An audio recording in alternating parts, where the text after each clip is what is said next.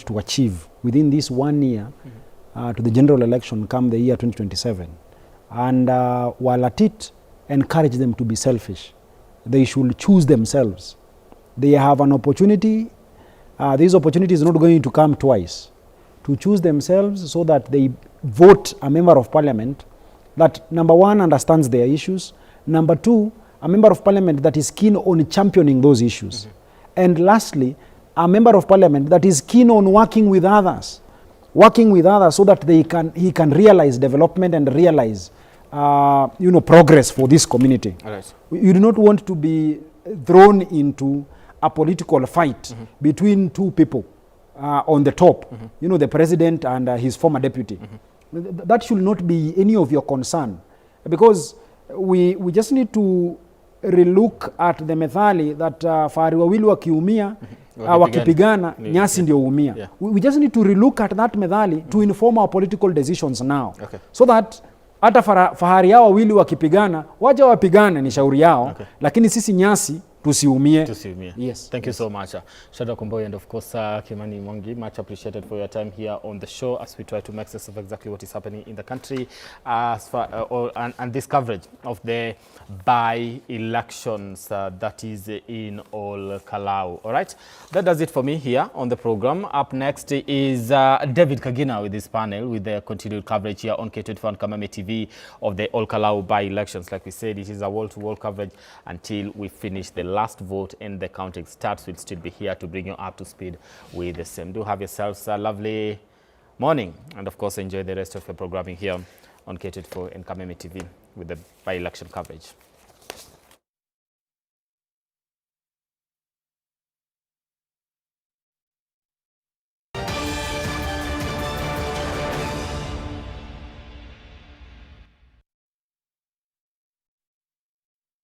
Our shared experience.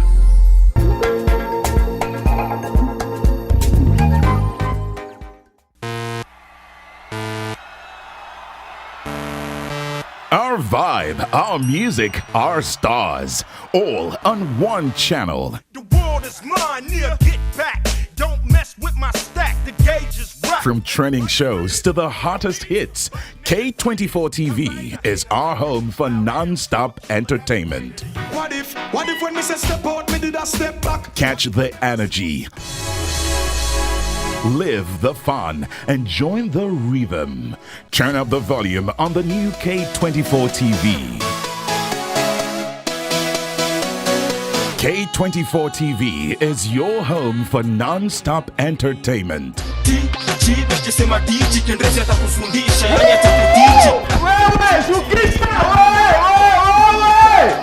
K24TV. Ambia besti yako ruka K24. Our shared sherehe. Our shared experience. Some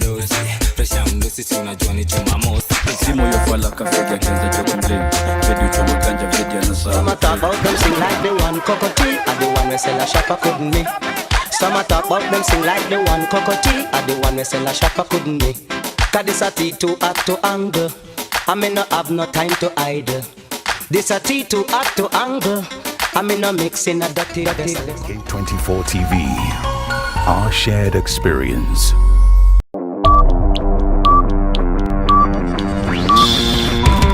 It's now time to enjoy Hookup Legitia Entertainment. What if ungepata all you love to watch in one place? Kutoka action movies, African movies, masoap, maseries, hata makatuni za watoi za kuwabamba nazo. K24 Plus ndio Hookup Legitia Entertainment. It's available on all your devices kwa Android TV au Apple TV yako, lapi, tablet ama tenje. Download sasa hivi from Play Store and App Store. Oh yeah, it's 100% free. Unangoja? Thank you for watching K24. Would love to hear from you. Hit us up. Let us know what you need, what you don't like, and why. You can reach us on Facebook, X, TikTok, and WhatsApp. K24 TV, our shared experience.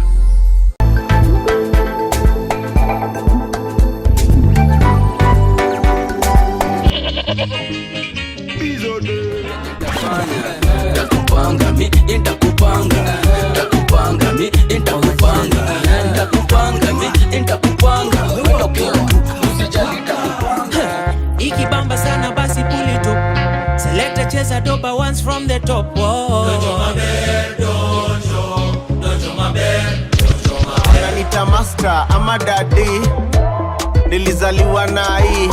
Hizi streets jina yangu ID, inagonga kutoka faa kama tai chi, inagonga kutoka faa kama tai chi, inagonga kutoka faa kama tai chi, inagonga kutoka faa kama tai chi, kama tai chi. Mbona umeamua kuniua mimi mapema? Nilikupenda sana moyoni, wewe wajua, kapigwa butwa moyo ukanifunguka.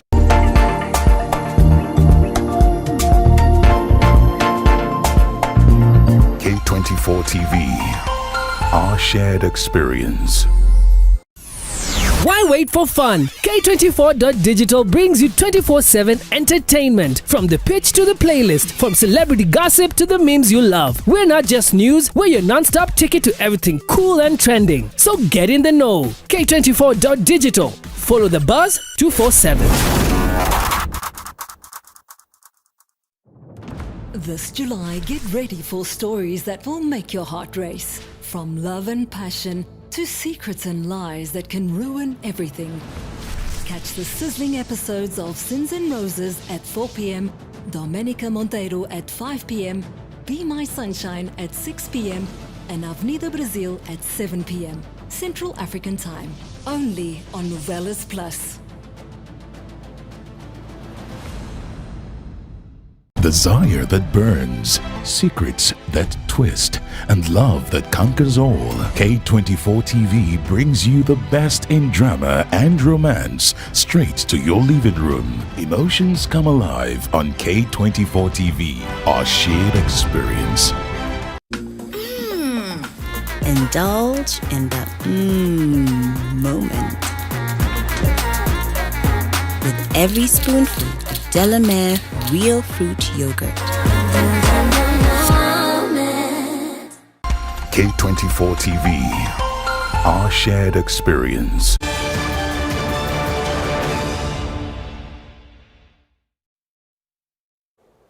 A very good morning to you. The wall-to-wall 360-degree coverage of the All KALOU by-elections continues right here on K24 TV. And after Brian Amwai, I come in studio. My name is David Kagina, and of course, I'm not alone in studio this morning. I'm joined by a number of very interesting panelists. Starting from my very right, we have Bosco Kiora.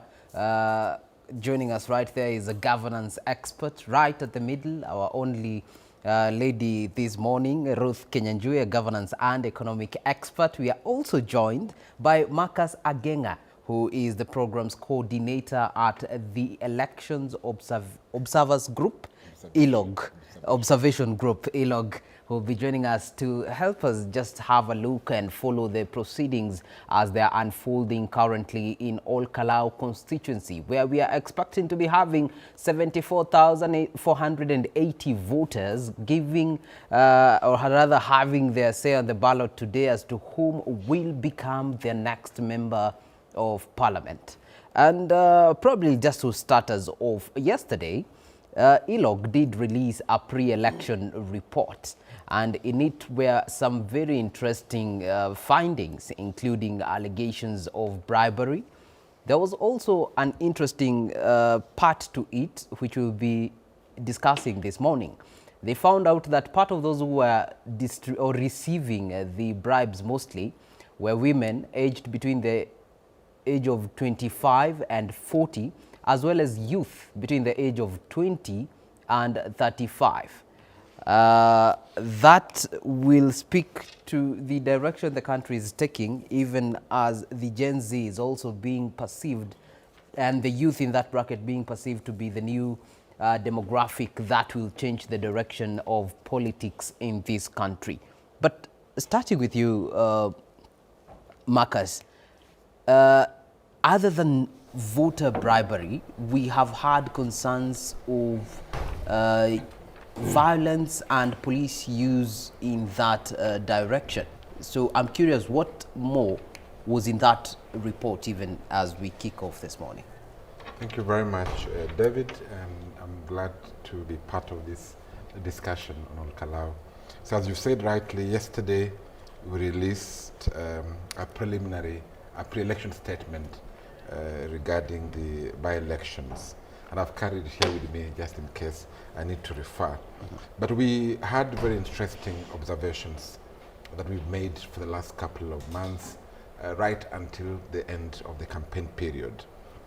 So we observed also that the IEBC, in terms of the technical preparation for the elections, they did a good job in terms of training the required workforce to conduct those elections.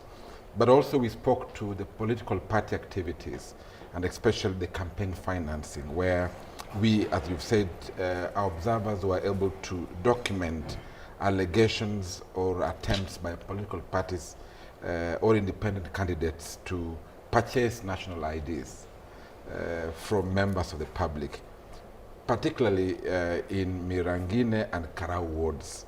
We were also able to document reports highlighting to independent candidates activities being disrupted, limiting the ability to freely engage with the voters. But also of big concern to us was voter inducement.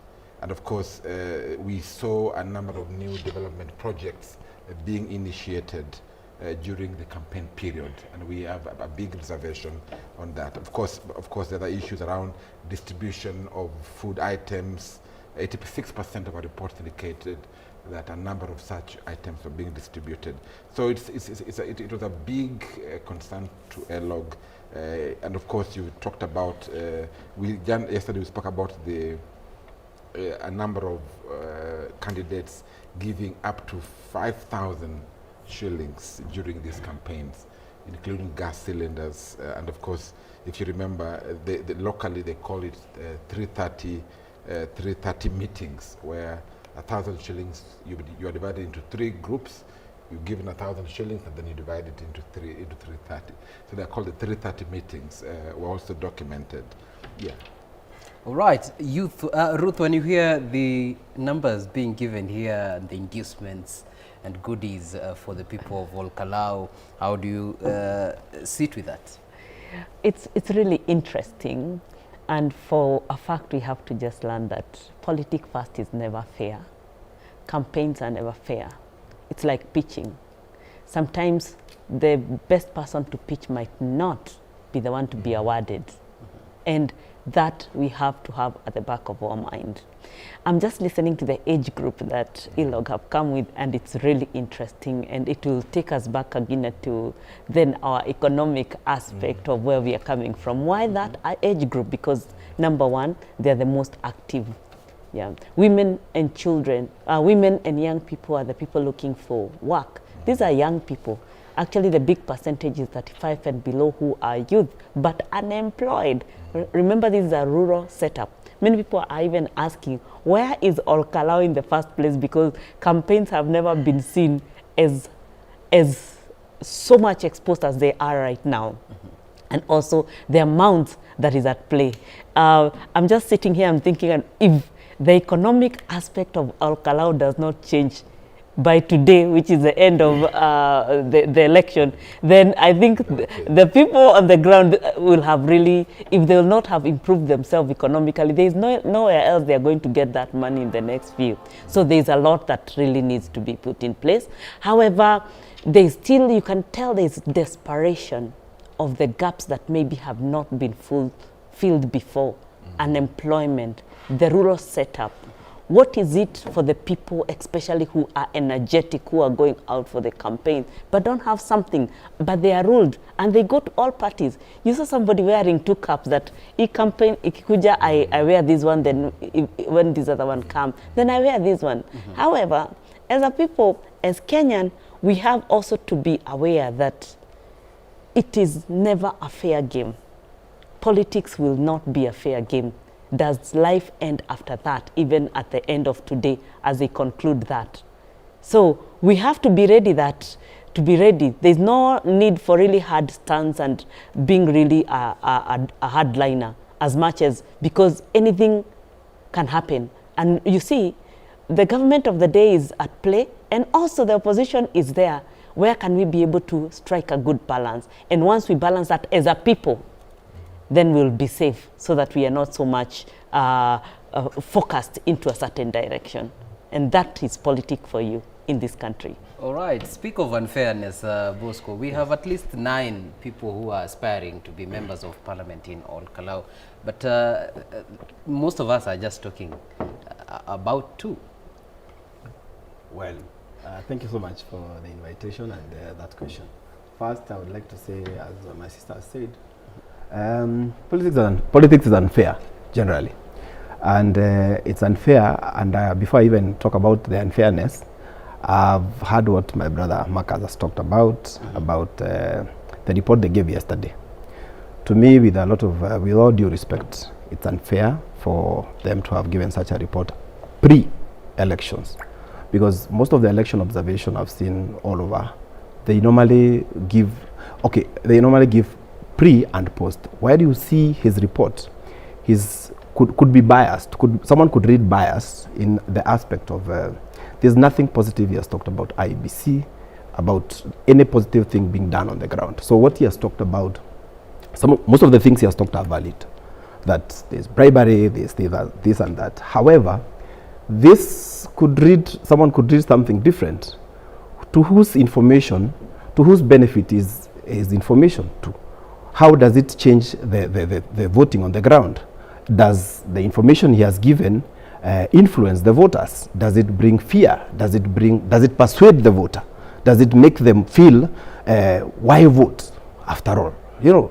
So for me, what he has said is okay, but according to me, a very objective election observer should wait. That's premature. He should wait, and if at all he has been gathering all this, whatever he is giving right now, it should be balanced, both sides.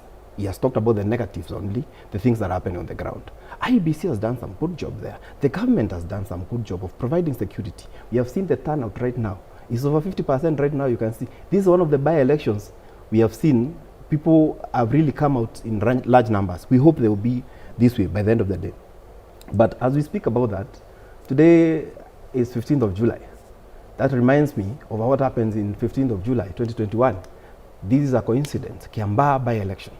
It happened the same day in 2021. And that's when the UDA candidate, the first UDA MP, Kiambaa MP, won. And that gave the direction of how 2022 went. And so it is expected, whatever outcome of this by-election has a lot of impact on what will happen in 2022. Talking about the issues my sister was talking about, money and all that. In African politics, from my class of philosophies of politics, it reminds me, politics in Africa are controlled by 3-4 things. 1 is money. 2 is the political party that you are running on. The other one is ethnicity. And lastly, the power of incumbency. So all these things are playing now in this by-election. And whoever has most of these things I've mentioned will carry the day. Politics is war, and you go with your best arsenal. So if your best arsenal was government side, was development, that's what you bring on the ground. If the other people, their style was something different, be it Kasongo must go or other language, that's the best tool they have. So it's upon the people of Ol Kalou to decipher, to know who is helping them, who is not. For me, about development issues, I was here even with you the other day and I spoke about it. I asked myself a question. Before this member of parliament died, there was NGCDF in that county. There was money from the counties, which was already budgeted for. There were projects which were on the pipeline. Should we stop doing these projects just because there's a by-election? Our concern should be, how are these projects being done? Are they within the law? Is there embezzlement of funds? Is there misuse of misappropriation of funds? institutions like IEBC and EACC should be on the lookout. And we have, by the way, I want to congratulate even IEBC at this point, because I'm a believer of looking at things from both sides of the coin. We don't need to hear to talk only about negative.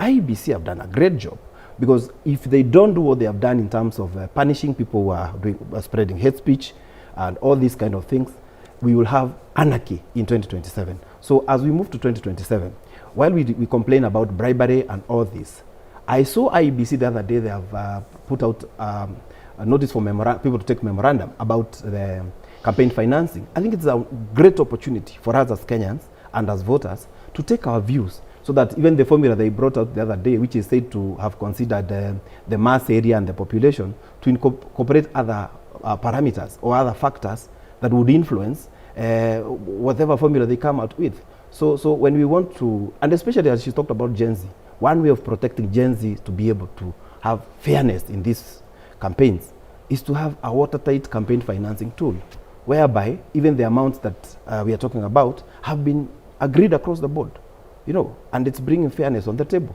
Because that civil servant or someone who has done corruption or has some funny money should have a fair playground with the student who came from the university, who has great brains, who can change the country, who can change the constituency, but the checks and balances in terms of money. So these are my observations about that.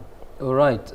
You've put a number of allegations on ILO, but let me clarify. Probably I'm the one who highlighted and started on the wrong foot. Among the preliminary findings of ILO was that at least 92% of observers reports indicated that the commission was conducting training for electoral officials ahead of the polling day, in line with what IEBC had actually indicated, as well as there's a mention of 45% of observer reports indicated that IEBC was conducting voter education activities across the constituency, as well as there was a 54% of these reports indicating that civil society organizations were also stepping up their efforts when it comes to voter education. But in addition to that, I'll just give room for Marcus to also get to respond to some of the issues raised, and then as the conversation continues. For clarity, I was limited to whatever he just spoke, not what he has written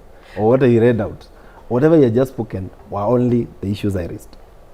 With no manner of fairness. All right, that is clear enough. I think Bosco did not hear how I began. I said, at a technical level, IEBC has done extremely very well in terms of training of the personnel, in terms of conducting voter education, in terms of enforcing the code of conduct. So technically speaking, the IEBC has done very well. And that is how I began. Maybe you just didn't hear that part, but I said that IEBC has really done a good job at a technical level. But in terms of things like voter inducement, in terms of allegations, in terms of relating to violence, this is something that I think we must point out. And also, Bosco, just to remind you that what observation groups do all over the world is that they issue periodic statements. So we've deployed a pre-election mission that observes the pre-election activities, and then also we have, like today, we'll also issue a statement. But so our statement yesterday was a summary of what we have been speaking about since the campaign period began. So it was not just yesterday only to affect or to tilt, even though someone may read it in a manner that you have indicated. But I wanted to say something, David, that the question about election offences is something that we must take very seriously. I think especially in terms of security and in terms of violence or whatever form in an election. And I think that why sometimes I sympathize with IEBC is that IEBC has no power to prosecute. This power was taken away from them in 2016 with the passage of Election Offences Act. So this thing has moved to the has moved now to ODPP, and I think that's why even yesterday ELO called relevant bodies to actually help investigate. And I remember, if you listen to one of the commissioners a few days ago, he said, while they do not have they recognize the limitation within the law that they cannot prosecute. But they are documenting these incidents of election offenses. And they have a tool they are using, administrative tool they're using, so that when it comes to 2027, they will actually use that as a way of beginning or initiating vetting of these candidates. Because it is sometimes it's just good to document, because I'm not so sure of any way. Remember, 2.5 is slapped on a member of parliament. You know what has happened? The courts have said, don't pay it. I think, unless I'm wrong, but I think the court said, don't pay. They give temporary orders. Exactly. Exactly. So when they move to enforce the code of conduct, someone rushes to court and do something. So I don't know at what point IBC is able to fully enforce this code of conduct. And remember, even compliance, the 2/3 in the last election. Chebukati and his team had agreed and suspended, returned the list to the parties. What did they do? They rushed to court. So court is there and said, no, you don't have to comply, at least in the meantime. So we appreciate the fact that IBC is doing their part, but also I think that there are also limitations within the legal framework that also inhibits the commission. All right. There's the issue that you have mentioned of the Member of Parliament, Nakuru East, that is David Kikaria, was slapped with a 2.5 million fine. And for someone who is willing to actually bribe voters, this will go to Ruth. From an economic perspective, does this fine in its capacity, match? Because he could also count it as part of the losses as he bribes. We will go then to the definition of what is a bribe, because clearly in this country, bribe has almost been put like it's an order, like it's something that should be there. It is actually the main thing that lead people to lots of corruption.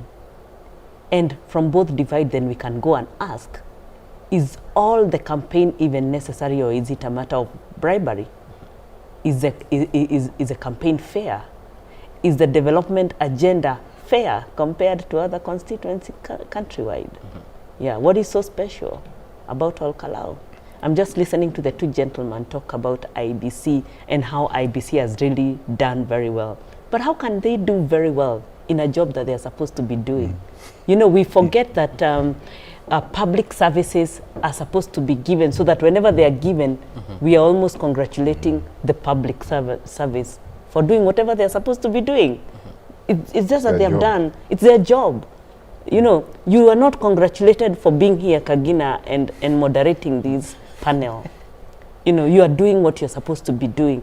And I think the whole issue of responsibility is something that we should take in this country.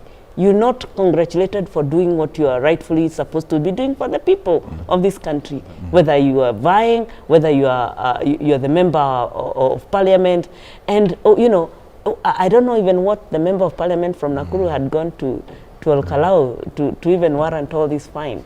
I just hope that he's exceeded his expectation when it comes to his constituency. And these are the gaps that we really have to fill, because the people then don't have to feel like it's a favor.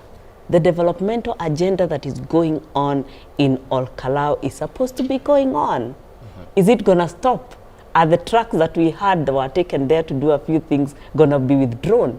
Before the by-election, let's just point out a few things that we have seen about KALOU. One of the things is roads, in terms of access road to the interiors, being a cold and rainy county. And this is something that has gone back even to the time the devolution started. KALOU actually is the first time that it's on the face of the country receiving actually whatever it's receiving, the whole attention that it's receiving right now. Previously, those people have gone through the hardest things of their life. Since the time of devolution, they haven't received a fair share of development, whether it's road, interior, yet it's one of the most agricultural areas. Most of the milk in the country comes from that county, Nyandarua County. But are we going to say that it's because of the by-election that the development is coming to the people, or people are feeling that the government has come to them, or they are getting the attention they deserve? And I will tell the people of KALOU, but with all due respect, to take advantage of that, because they have never received that. you know. And I'm shocked. I was shocked to look at the lines this morning, the queues when they were voting. It's very cold in Olkalau, anyone who has been there. You know, if you've not been into Olkalau at those wee hour of the morning, you'll not understand the kind of things those people go through. And this is why we are saying then development has to change. You know, we have to highlight and take the advantage. And that is why devolution happened, so that it can take advantages of the economic aspect of our people and turn that around. And I feel Nyandarua and Olkalau at large has not received a fair share. We have not seen people saying that where they're going to, what they're going to do with, say, the horticultural farming that happens there, the milk that happens there, you know, education, you know, the financial services. The sector still, whatever has been done, it's actually very little, Kagina, to the potential of the constituency and the county that we are talking about, even as we sit around here. Wildlife, it's just, the Abadeas are just around there. But what positive, besides the issue of giving people money, you know, and the normal campaign, what else can we salvage even as we start getting the results later today? And that, to me, and what are the people of Olkalau going to be left with? Or they are going to continue saying that they never, after that, they never saw the leaders 10 years, 20 years to come. I saw leaders even holding babies, which was so good. I wish leaders could be doing this on a daily basis. You know, I've seen people, leaders entertain these people. They are being wooed and lured from all angles. But is it sustainable, or is it just the heat of the moment? And that is a bit now that affects economy and where politics come in. David, just before you go to Bosco, I wanted to make a comment about the question about economics and our elections. And if you remember, even this UDA regime was brought, and the wave it attracted was supposed to, through their bottom-up economic transformation agenda, was to uplift the lives of people. And one would understand when ILOG says that the recipients included women, youth, and older persons, although women ages between 25 and 45 and youth aged between 20 and 35 appeared most frequently in our observer reports to receive this bribery. I think in a country where where people, a number of people go to bed without food, I don't know what options are there for them. And as Ruth has said, they will want to milk as much as they can during these particular type of elections, because they know once you're elected, they won't see you around. So they say, you know, if Ruth comes with money, I'll take Ruth, I'll put kofia ya Ruth, Bosco akuja na yake pia na vaa kofia ya Bosco, so that I can get that, because if I won't get that 500 or 330 shillings that I'm getting. So I think until there's real economic transformation for the people, and given the economic situation of Olkalau and indeed the entire country, if we don't see the link between the resources and leadership, we'll always be selling ourselves. And that's why I say some guys are even buying ID cards. One of our observers reported yesterday that some of the voters who were called into a room, they were being given 2,000 shillings to appear, and then if you allow yourself to, if you hand over your ID, you'll be given 5,000. So I mean, I do the mathematics for someone who doesn't have money or food on the table that evening. I will sell my future for 5,000 shillings, because by that I'm able to buy food and perhaps even pay a balance of school fees. So while I think we must really appreciate that if you're dealing with economically deprived people, their power to choose will always be distorted by these goodies that we see around. And that's why, for me, I think that if we truly appreciate election offences that are being committed and really call for enforcement, I think it can check some of these excesses. But as long as you're dealing with the people that are financially challenged, anything will sell as long as you pay them, and including their future will be so. That's what I wanted to comment. I think, David, let me just add, because he's touched about gender. Yes. And my gender is really affected in elections. You're the only representative. Because we are the largest voters. I donate my 2 minutes. Yeah, because we are the largest voters, my gender, we are the largest voters. Yet, as you can listen, even as Marcus is speaking, we are victims of elections because we have been shown like we do not have an option. It's like women are just victims of election. And apparently that has come as a result of many of the things that have been really distorted in this country, that even the bringing up of children and provision is almost going to women. And that is why he's saying that when you're given something and you know it can provide for you for a few days, you take because there is no other option.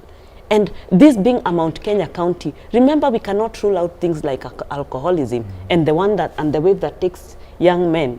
And women, we've been left with no choice. And especially in the rural setup, we've been left to the highest bidder who can be able to provide. And that's why they're the ones who are going out for this campaign and to get money, because they don't have anything else. And the role of generation and growing up the society has been left to women to act as men. Kagina.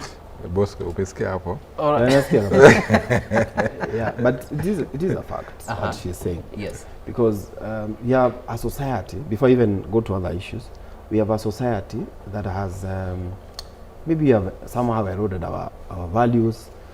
Some of the things about alcohol and drug abuse have made the role of a man in the home to be taken over by single mothers. Because now if you are a single lady, for example, and you have children, and you need, this child needs both the side of the father and the mother, and you are the only one who is there, or you are a father and the child needs both of them, you have to step in and act, even if it's, to give you an example, when young people, as when we were in primary school, when we finished high school, we were taken to be initiated, and we were taken by our uncles and fathers and all that. Nowadays, if you are, I mean, the uncle is not there, or is responsible, or the father, or now the mother is the one who is holding both cups. So you will hear the mother asking the gentleman, how was it, how pain, you know. Now, they have no choice. It's because of the setup and all that. But as I said that, there's something my sister had said about IEBC, which I wanted to clarify. We are not saying IEBC should be congratulated for the work that they have done. Remember where we are coming from. IEBC confidence has been very low. So for us, anything positive that they do, we congratulate them to help them to do better, you know. To now motivate. To motivate them, you know, naturally, as a human being. You know, so whatever IEBC is doing, as my brother also said, whatever the compliance of the election laws, campaign financing, we have very good laws, by the way, but compliance issue is a big issue. Let's, for example, look at the election laws on qualifications. How many people get into office and they have questionable papers? Well, once you touch them, they rush to court. You know, so that disconnect has been helping us to get bad leaders. Because what is happening, I'll tell you, even not only in KALOU, what is happening on the ground is the ordinary voter, you'll hear them saying, just to give an example now of what is happening, remove Ruto, must go, okay? But you hear that person does not tell you to replace him with who, okay? Forget about Ruto. Does he have to? Pardon? Do they have to? Do they have to remove? No, okay. they have to. They need to have an option. Forget about Ruto. Come to your member of parliament. You don't like this guy, he's awful, bad, and all that. But you hear the voters saying, even if it's a goat, we want to replace him even if it's a goat. You see, that attitude is what gets us from a bad leader to a worse one. Okay? Because we are replacing with anything. We don't care whether that guy his head is functional or functionally illiterate. We don't care. All we care is to remove you. So those are the things that are putting us as voters in a mess. The other thing, sympathy and emotions. You want to vote for me, for example, I'm vying for a member of parliament position in Manyata. Because of some of these things, I feel a lot of pain. So you want to replace someone and give the other one Because he has vied many times. So does vying many times and you have never gotten a seat make you wiser? Does it make you a better leader? Okay? Does you being poor, for example, does you being not having money make you a better leader? You know, like we are sympathizing. This is a child of a single mother. This is a poor family. I mean, that will not help us as Kenyans. And even the people who are listening to me at KALOU, I would challenge them. Let them look at the 3 or the 9 candidates as they are, like you asked me, and let them make the right decision. Even if they don't maybe like this or that party, they may have to choose the right person. Because I've realized lately, the politics in Kenya are moving towards issue-based politics. And Kenyans are very awoke. That's why you can see on KALOU, I can already tell that turnout is over 50%. In a by-election, that's too high. Sometimes it goes very low to 30 and 30-something%. So we would encourage them to come out as much as possible because it is their right, first of all, to vote and vote in good leaders. Also, the issue we were discussing about development. Development is their right, first of all, whether there is a by-election or not. Okay? During Bere North, there's a grandmother who asked, I went there for around 3 weeks. So there's this grandmother with her children. They have never seen electricity in their entire life. So she asks you, watu wameniletea stima, sasa niwatoe ama niwaeke waendelee kunipea stima? So what is important is we should separate politics and development. Bottom line, to start with. Whether it is being used as a tool or not, that's another story altogether. And even if it's being used, is money being squandered? The money is not being used in Somali. It is in Nyandarua. And my sister said very well, whatever is 1 billion or 2 billion, the economy of Nyandarua will be or KALOU will be different tomorrow. The roads that have been put, the water pipes, I don't think the government will come and remove the Lami tomorrow or wipe out the water pipes. So what is important is institutions that are supposed to guard our resources should be now, our eyes should be there. Is the money being used in the right direction? That is one. As we talk about the KALOU by-election, as she said, it is in Mount Kenya. And there's even a war between Mount Kenya West and East. And there are some leaders who have always claimed they have all the votes for Mount Kenya in their pocket. And maybe someone like William Ruto, the current president, has no single vote. So whatever outcome will come out from KALOU. Whatever the margins, the difference of the votes each candidate will get, whoever wins, it will have show us some direction. That William Ruto maybe has been said has no single vote in Mount Kenya, and he might win, or he might come very close. So that will give direction on where we are headed. What is important as we move to 2027 is to have our leaders try to be a little bit sober on what they say.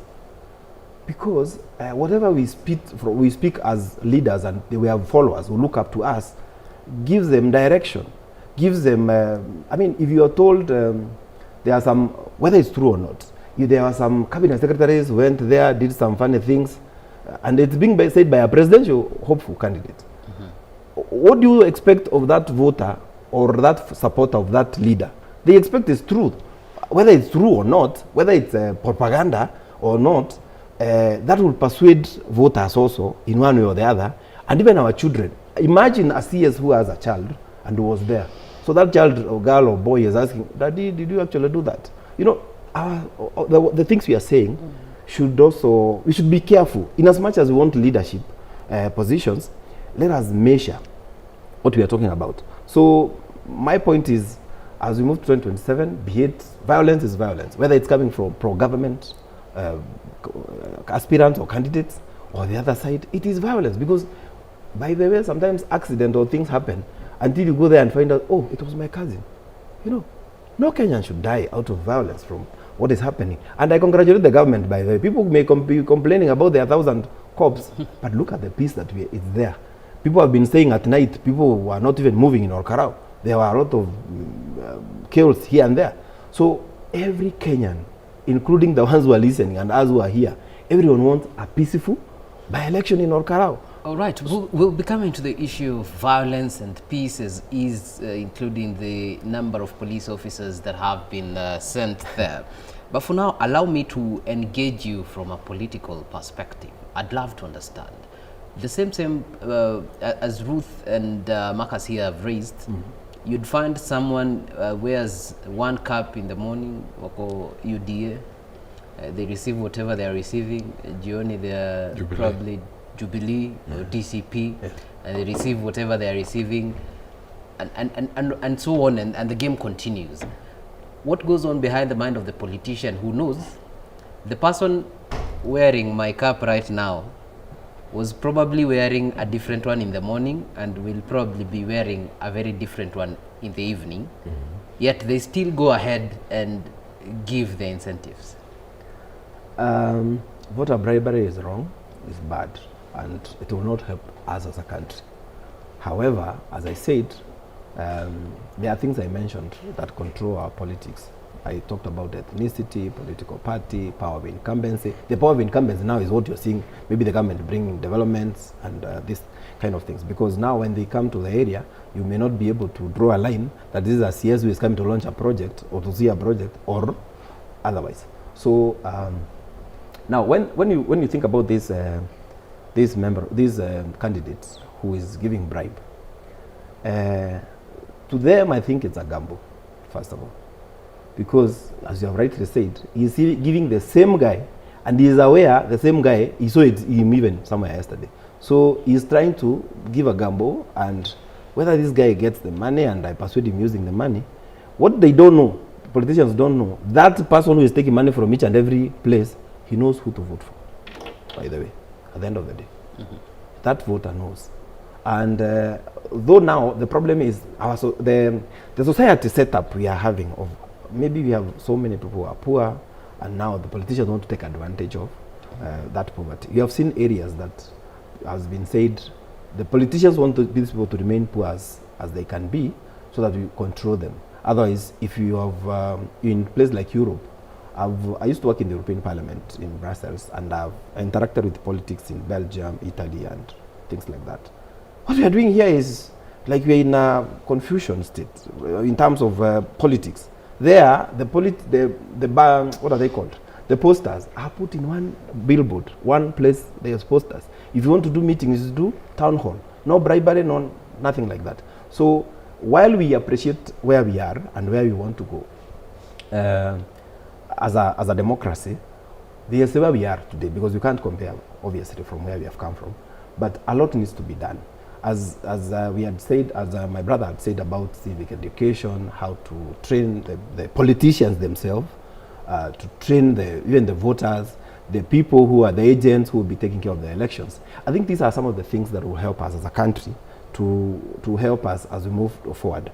And also, change of mind, change of attitude of us as voters. Because I want to think about that by-election we are watching there of KALOU. Why do we have a very big number of voters today? What do you think it's the reason? Is it because of the development? Is it because of the money? Is it because of following a certain political party? What factor specifically is pushing those people to vote in a certain direction? If you listen, the political question in 2027, I can tell you, it will still be about the economy, as it was in 2022. Do you know why? The current voter is more awoke than they were last time. If you look at since 2024 of the finance bill of the Gen Zs, even people in the village know there's something like finance bill. Finance bill has been there all the years, isn't it? Yeah. People are now more awoke, and they are really pushing into accountability of our leaders and following all these things. So even if you see them following on the issues of finance bill, it also tells you they are also keen on development. Which leader, in as much as huyu ametupea pesa, labda huyu hata kama hana pesa, ndio tunaona anaweza badilisha maisha yetu. So as we move to 2027, I want to tell you, don't be shocked when you see such kind of turnout, because people are weak and they know what they want and what they don't want as well. You're right. And not a very interesting topic that you raised there on issues, security and security concerns. The numbers given by Police Inspector General Douglas Kanja place the police number at over 1,000 of them, sent to KALOU. Other opposition figures have mentioned different numbers, including around 2,000, which fits within the bracket of over 1,000. might be factual, might be stretched truths. However, these are very large numbers in comparison to what we've had disbursed before to areas that are having a by-election or even during elections. And there's been concerns of voter intimidation. Probably to start with Marcus here and get their perspective from ELOG, what would have been the observations from your end? Well, I think for us as ELOG, we appreciate the fact that the government, whose responsibility is to maintain peace and order, has recognized, I think for me is more of a recognition from the government's point of view that we have seen the pre-election period. We have observed and listened to some of the issues that the campaign period has brought out. And like I said, the incidents of violence that has been observed there, the questions around undue influence that we have observed there, together with concerns that have been raised by a number of other actors that if we are left alone, there are likely to be violence here. So the fact that they have deployed security personnel to KALOU, I think for me it's a good thing. If they deployed, people complain. If they don't deploy, people complain. So I think we must strike a balance that the government's responsibility is to maintain peace and order. However, I would like also to note that I think Kenyans also read too much into some of these actions by government of the day. Because at what point do you say that we have militarized our polling stations? Is the heavy presence of security personnel in an electoral environment likely to make them not turn out or turn out in big numbers? That's a question we must ask ourselves. So like the numbers we are seeing on our screens today, could it be that the people feel secure enough to turn out to vote? Could it be that that's the reason why now we are safe, we see police around? Could also be meaning that the government is out to intimidate us by the guns that we see? But I think as a matter of practice, David, it is important to appreciate the fact that the presence of security personnel in an electoral area is good. And in any case, let us also be very careful. That I think this is the only by-election happening in the country. Yeah. So there is no, like last time we had, like in November, we had some in Homa County. So there are a number of by-elections. Again, because of resources, they were divided. But I think that now this is the only election. ELOG, IEBC, other actors saying that we need serikali peana security in KALOU, and they have done it. So people are reading it in different lenses. And I like what you put there, the vote that could shape Ruto and Gachagwa's 2027 race. That's a very good catchphrase that I can see it from there. And this is exactly, so depending on where you sit, the presence of police, depending on whether you sit with Ruto or Gachagua, you see it from a different lens. But I think for me, as a Kenyan really, I think the presence of security personnel is good insofar as their job is to provide security, peace, and maintain peace and order. That's what I would say. Thanks. Ruth?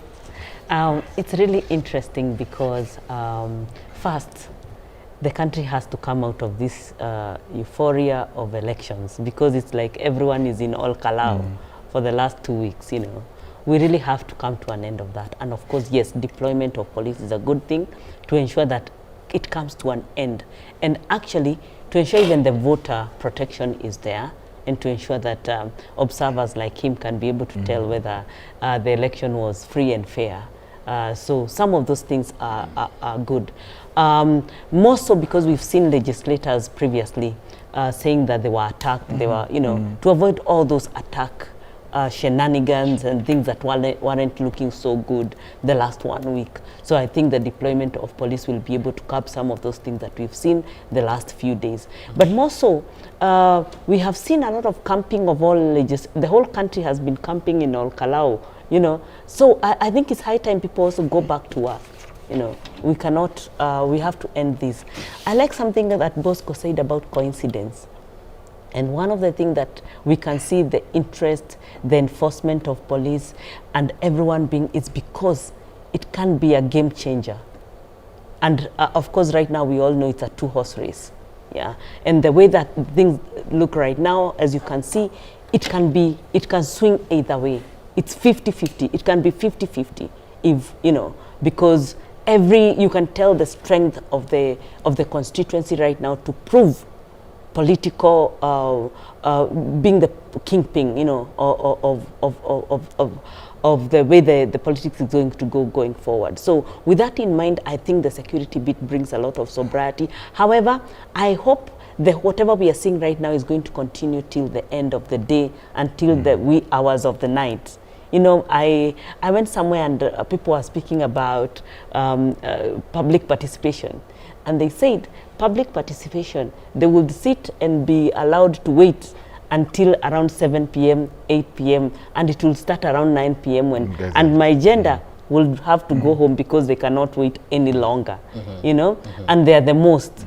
And public participation would happen and end around 1 a.m., you know, and only a few people who have border would be left. Maybe by design. By design. So I hope that is not the case that is going to be in KALOU today and election. And because this panel has praised highly IEBC, and I can come just now to back that up, that the IEBC will do the work that needs to be done. And I'm happy that the rumors that were there, IEBC is going to postpone this election, are not there any longer. So if everything ceteris paribus is going to make the country look good and everyone can go back to work. The CSS have been there, the politicians have been there, the MPs have been there, everyone has been there. Where is everyone else? Where are the needs of the other 50 million Kenyans being taken into consideration? And now everyone needs to go back to work so that we can be a working nation, and we are just at the start of a new financial government year. So work needs to go back to, we need to go back to work, because by the end of this financial year of the government, we'll just be getting back to election. So there's a lot at stake, and being a pre-election year, we do not want to live also to the hype of the euphoria of an election. So yes, deployment was good. Yeah, I agree with my colleagues also, because I think it's good to leave the police to do their job as they have been doing, because also, as my sister said, the stakes here are high. Lately, each and every politician has their own goon, and so I come with my goon, you come with yours, they clash, and there's chaos. This is a very good way of securing the by-election, securing the KALOU, securing the lives, the property, because whatever would happen here would give us direction, even in terms of violence, what will happen in 2027. So I think whoever was not here in 2027, in 2007, may not understand where we have come from. I mean, you have seen that we were here. This Nairobi, we could not move. People would even beat you up, the police killed you, and landlords would be snatched their houses, and people would not, you know, touched houses, those funny things. We may not want to go that direction. The other day, people were complaining about police barricading roads during Maandamano. I would support that, because lately, there is no Maandamano that it's peaceful as it is supposed to be in the Constitution. Here, my brother here, Tim, organizes a very noble, a very well calculated and meaning well, something which is very important for the society, as a petition, or to take petition to the government with the Maandamano. Then some goons come from nowhere, they start beating them, you know. So I think it's the right thing that the government is doing in terms of securing this area, because if we allow this violence to start now, it may go, we are just a year to the election. It will spill from here, then go to Sabasaba, to something else, Gen Z anniversary, and it will be chaotic. So I support that. However, let there be limitations as well. A policeman should not be seen carrying, you know, doing voting and influencing this and that. Because if it was not done this way, I remember there were some leaders in the other by-elections, especially also in Bere North, even a whole principal was slapping a voter, you know, in a polling station that is not even where he votes. So I think that is now controlled in this area. So I think it's a positive thing to have deployed. About the numbers, whether it's 2,000, well, politicians are saying, about it's only the government who can tell us what the numbers are. All right, the area regional commissioner spoke earlier and they mentioned that they had deployed informed by IEBC and their needs, and probably just to have a look and a picture of the numbers that would paint the decision of deployment by IEBC is that in all KALOU we have a total number of voters standing at 73,480 of them. All of them are going to be voting in 144 polling stations that are currently distributed within at least 5 wards. And the distribution within the 5 wards is at Rorie ward we have 33 polling stations, at Kanjuiri Ridge we have 32, in Karau we have 27, Kaimbaga we have 27, as well as Mirangine there are 25 polling stations. Remember, the distribution of police officers usually within a polling station are at least 2 per polling station at the polling station, but we have others within the periphery and the numbers continue. We also had IEBC indicating yesterday, that is Commissioner Hassan Noor, saying that there were also meant to be civilian police officers whose intention would be to quell violence or any other form of electoral misconduct before it really escalated. We continue with this conversation right here and we'll be coming back, but for now allow us to take this short commercial break. We will be back for the wall-to-wall coverage that continues right here on K24TV. Don't go far.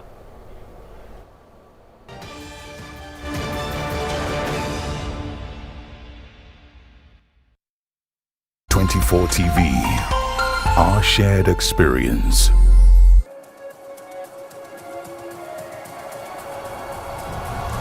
Welcome. That is the World Cup.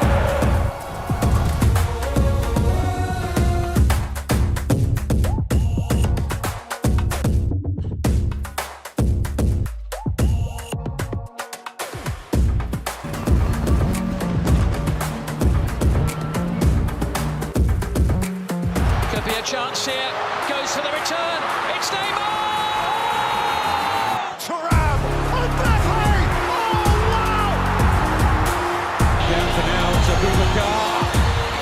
Awesome force of nature in the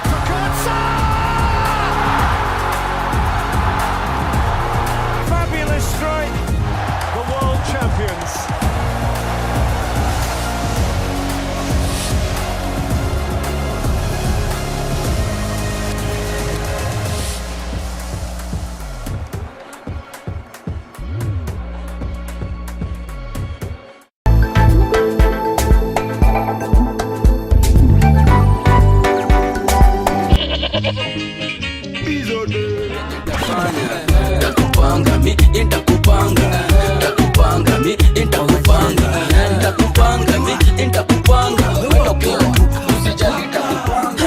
Ikibamba sana basi pull it up. Select a cheza doba once from the top. Ananita master ama daddy, nilizaliwa na hii. Hizi streets jina yangu ID, inagonga kutoka faa kama tai chi, inagonga kutoka faa kama tai chi, inagonga kutoka faa kama tai chi, inagonga kutoka faa kama tai chi, kama tai chi. Mbona umeamua kuniua mimi mapema? Nilikupenda sana moyoni, wewe wajua, kapigwa butwa moyo ukanifunguka.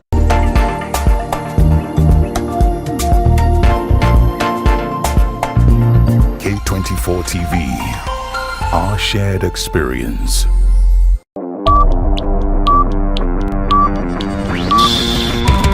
It's now time to enjoy Hookup Legitia Entertainment.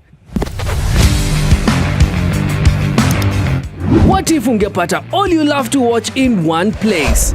Kutoka action movies, African movies, masoap, maseries, hata makatuni za watoi za kuwabamba nazo. K24 Plus ndio hookup legit ya entertainment. It's available on all your devices kwa Android TV au Apple TV yako, lapi, tablet ama tenje. Download sasa hivi from Play Store and App Store. Oh yeah, it's 100% free. Unangoja?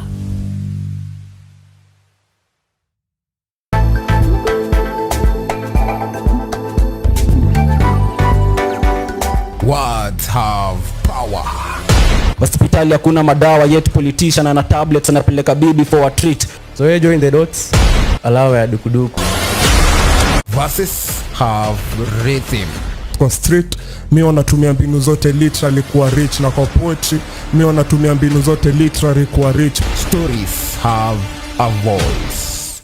The leaves can return to the trees, the water to the sea, the bullet back to the gun. Rhythm of poetry. So baby girl, Minister of Enjoyment, unanipa sleepless nights by the way. I want baby girl treatment. Join the verbalist as we discover the voices shaping today's spoken word culture. Unabraibiwa na 50, unajua vizuri life si 50-50.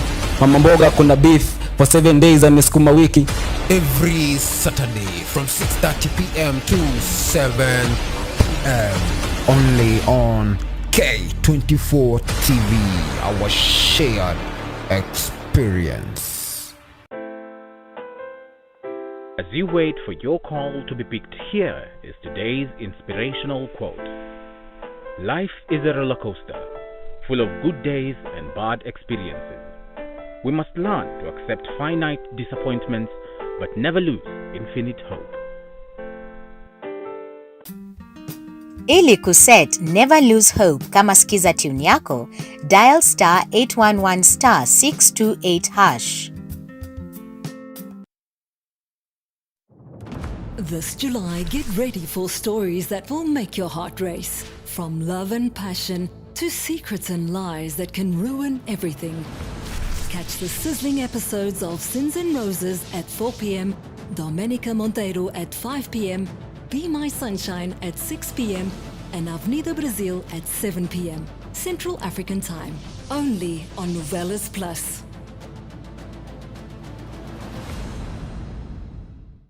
K24 TV. Our share.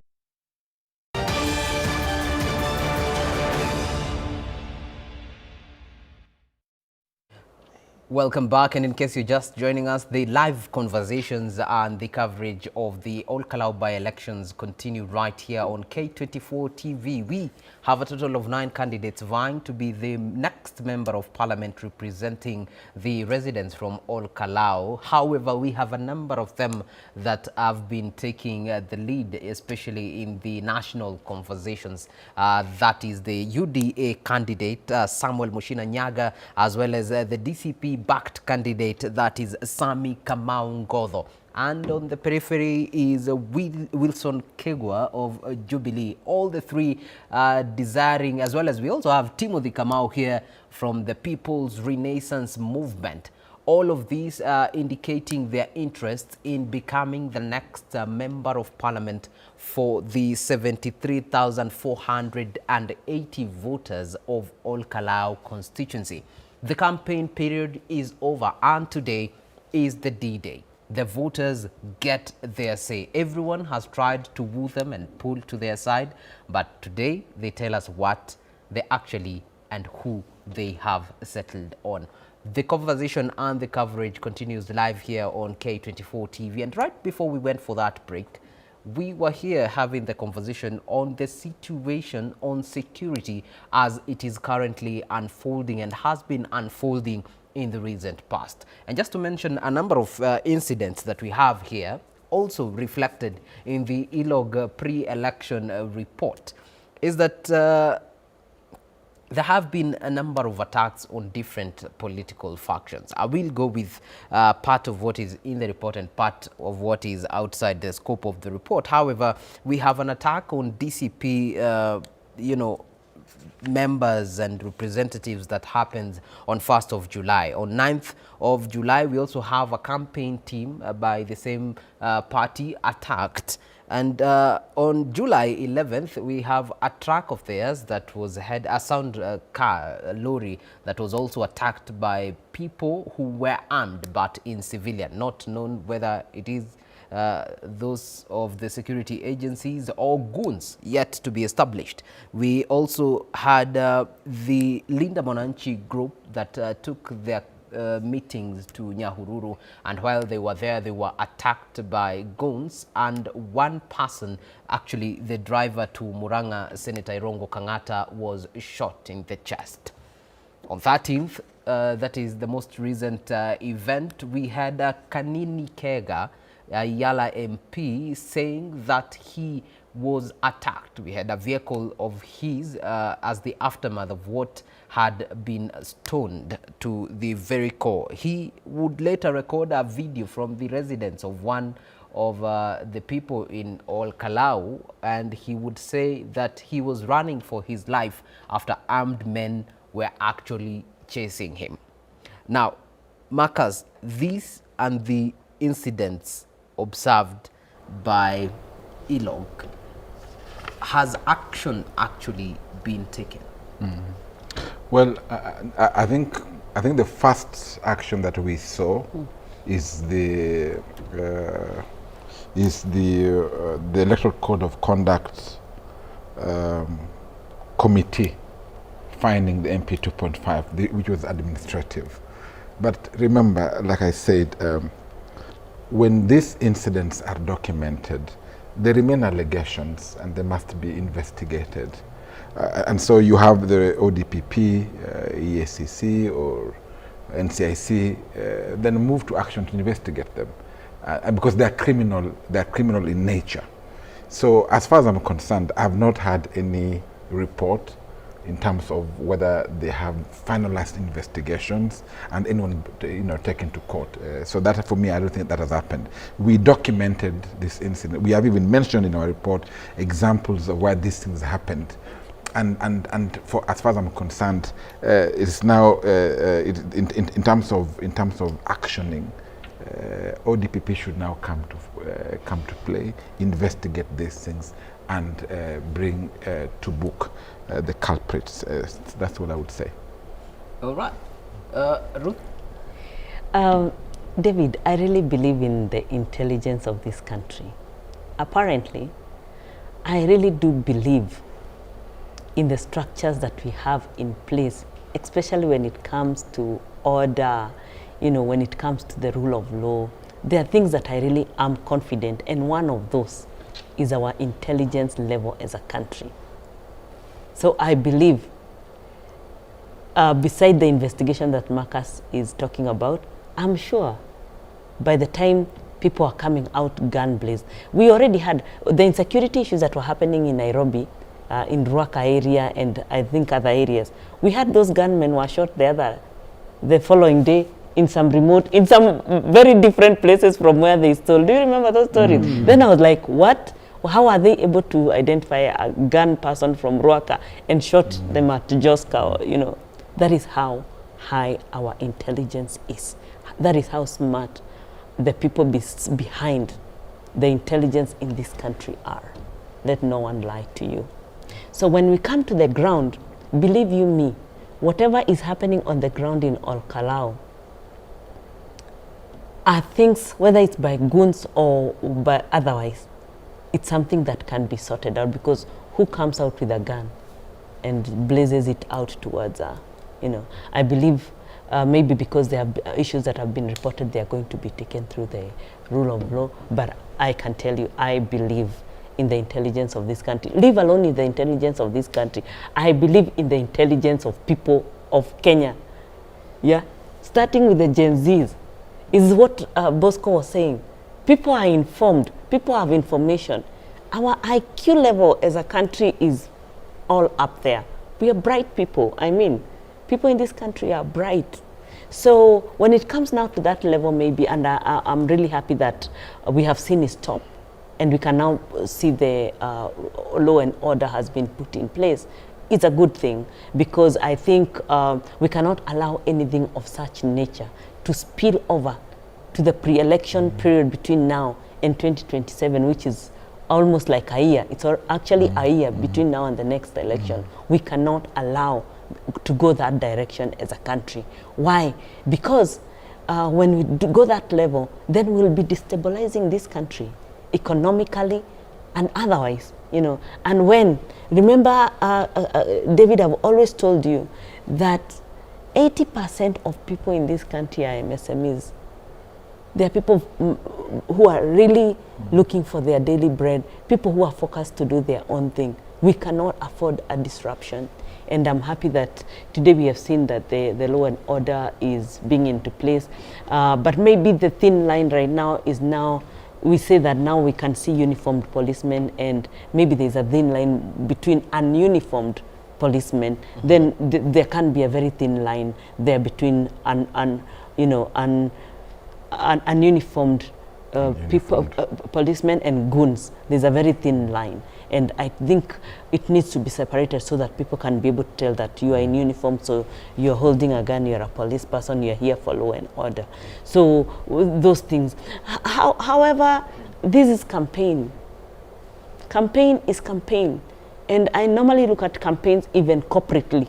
Whenever you are looking for a position that is focusing on a political nature, even in corporates, it's tough, because you have the last thing you can have is a win, and everyone wants that win, however bad. So and we have seen, it has been mentioned here that each squad had their own gangs, because there are a lot of people headlining between the side of the government and the opposition. But what I can say is we need to balance between having a good opposition, or a really objective opposition, and also a very objective side of the government, so that we can have a resolve. We cannot, ndume wawili wakipigana, they say, nyasi huumia. We have to let the people of KALOU, after all these shenanigans and all these by-election, still have a stable way of still picking up their lives after this. It's not about the election and all, and also to ensure that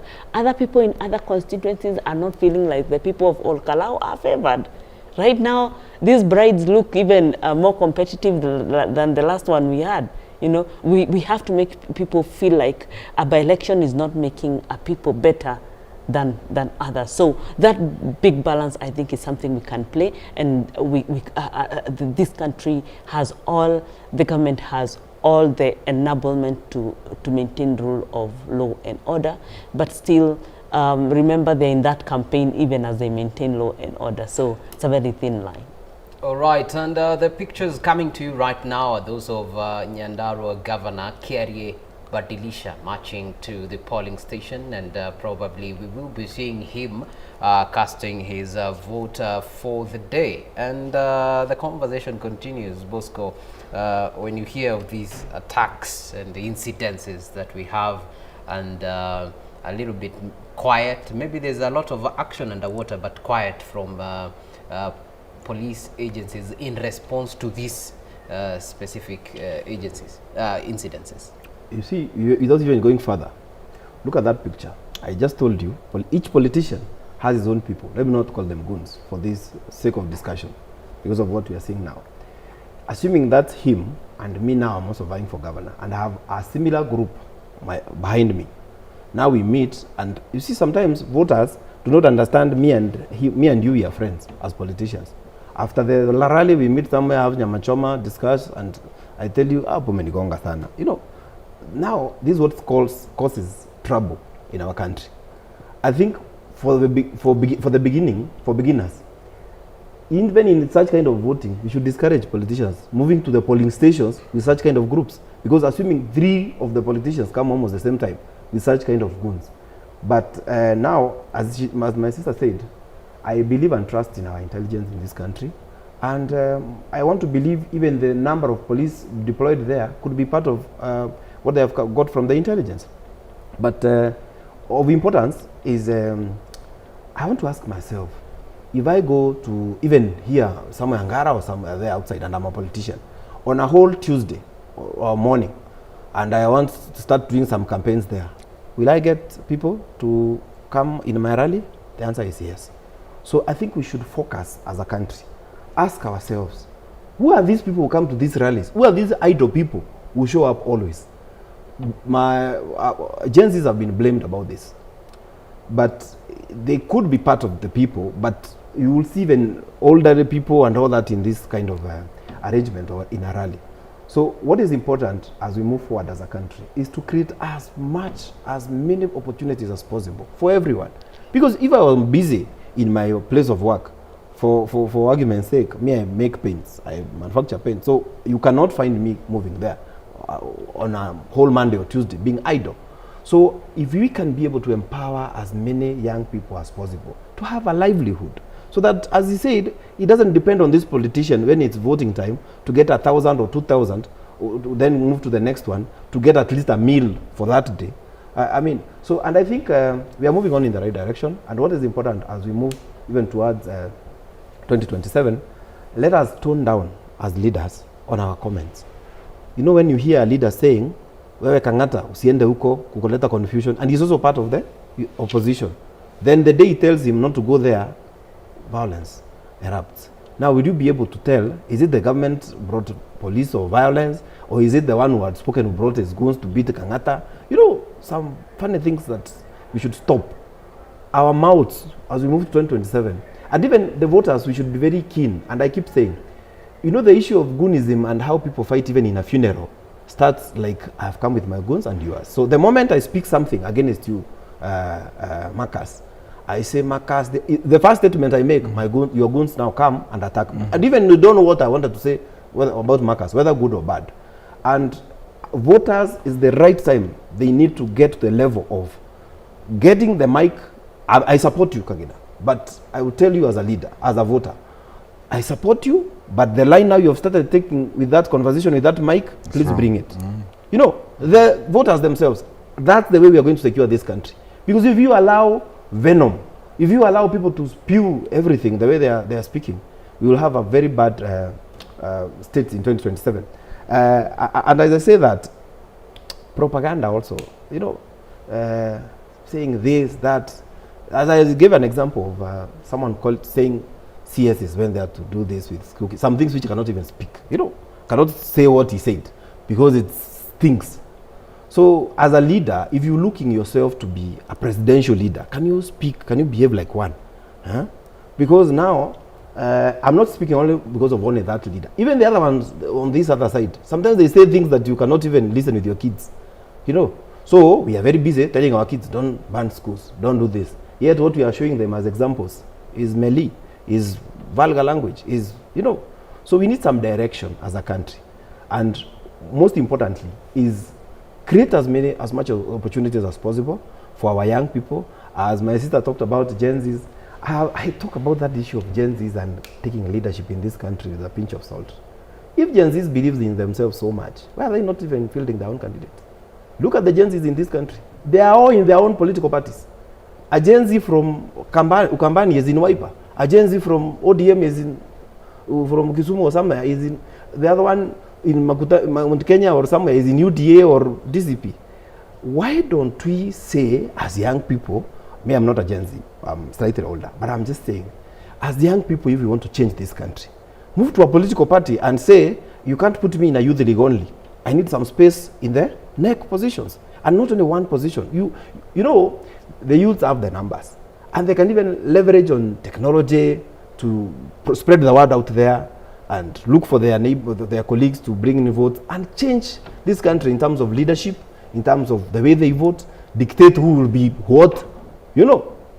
But now, sorry? Let me ask yes, a bit personalized question. Yeah. You have mentioned, yes, you are slightly above the group that would be termed as Gen Z or the general youth. However, you also have political ambitions. Yes. And you have settled for a political vehicle UDA. that has been in existence, that yes. is UDA. Yes.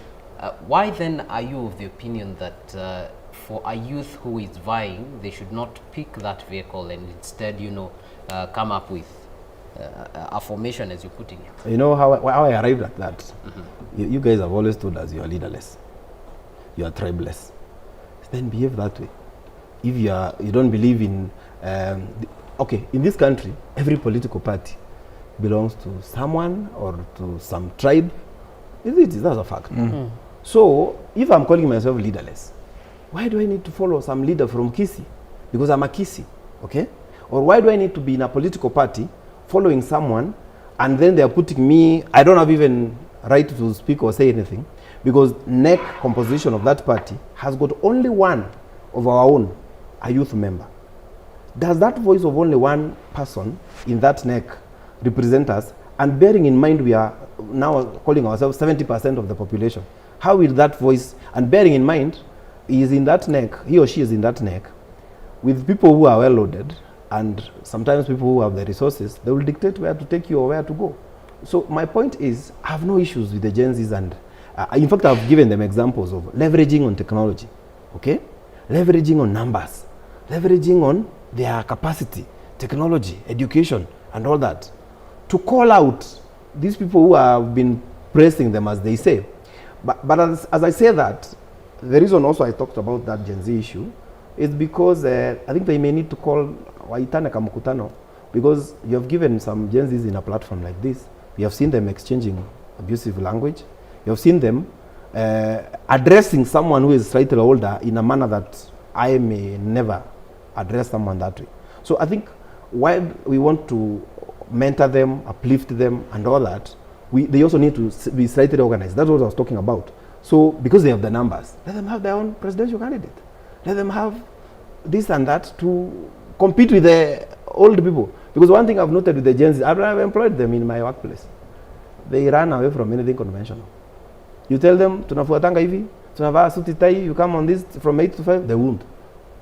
In fact, if you want to fail terribly, try to push that to their throat. The Gen Z is someone who resigns a job of 13,000 to sleep in the house and watch TikTok, isn't it? Yeah.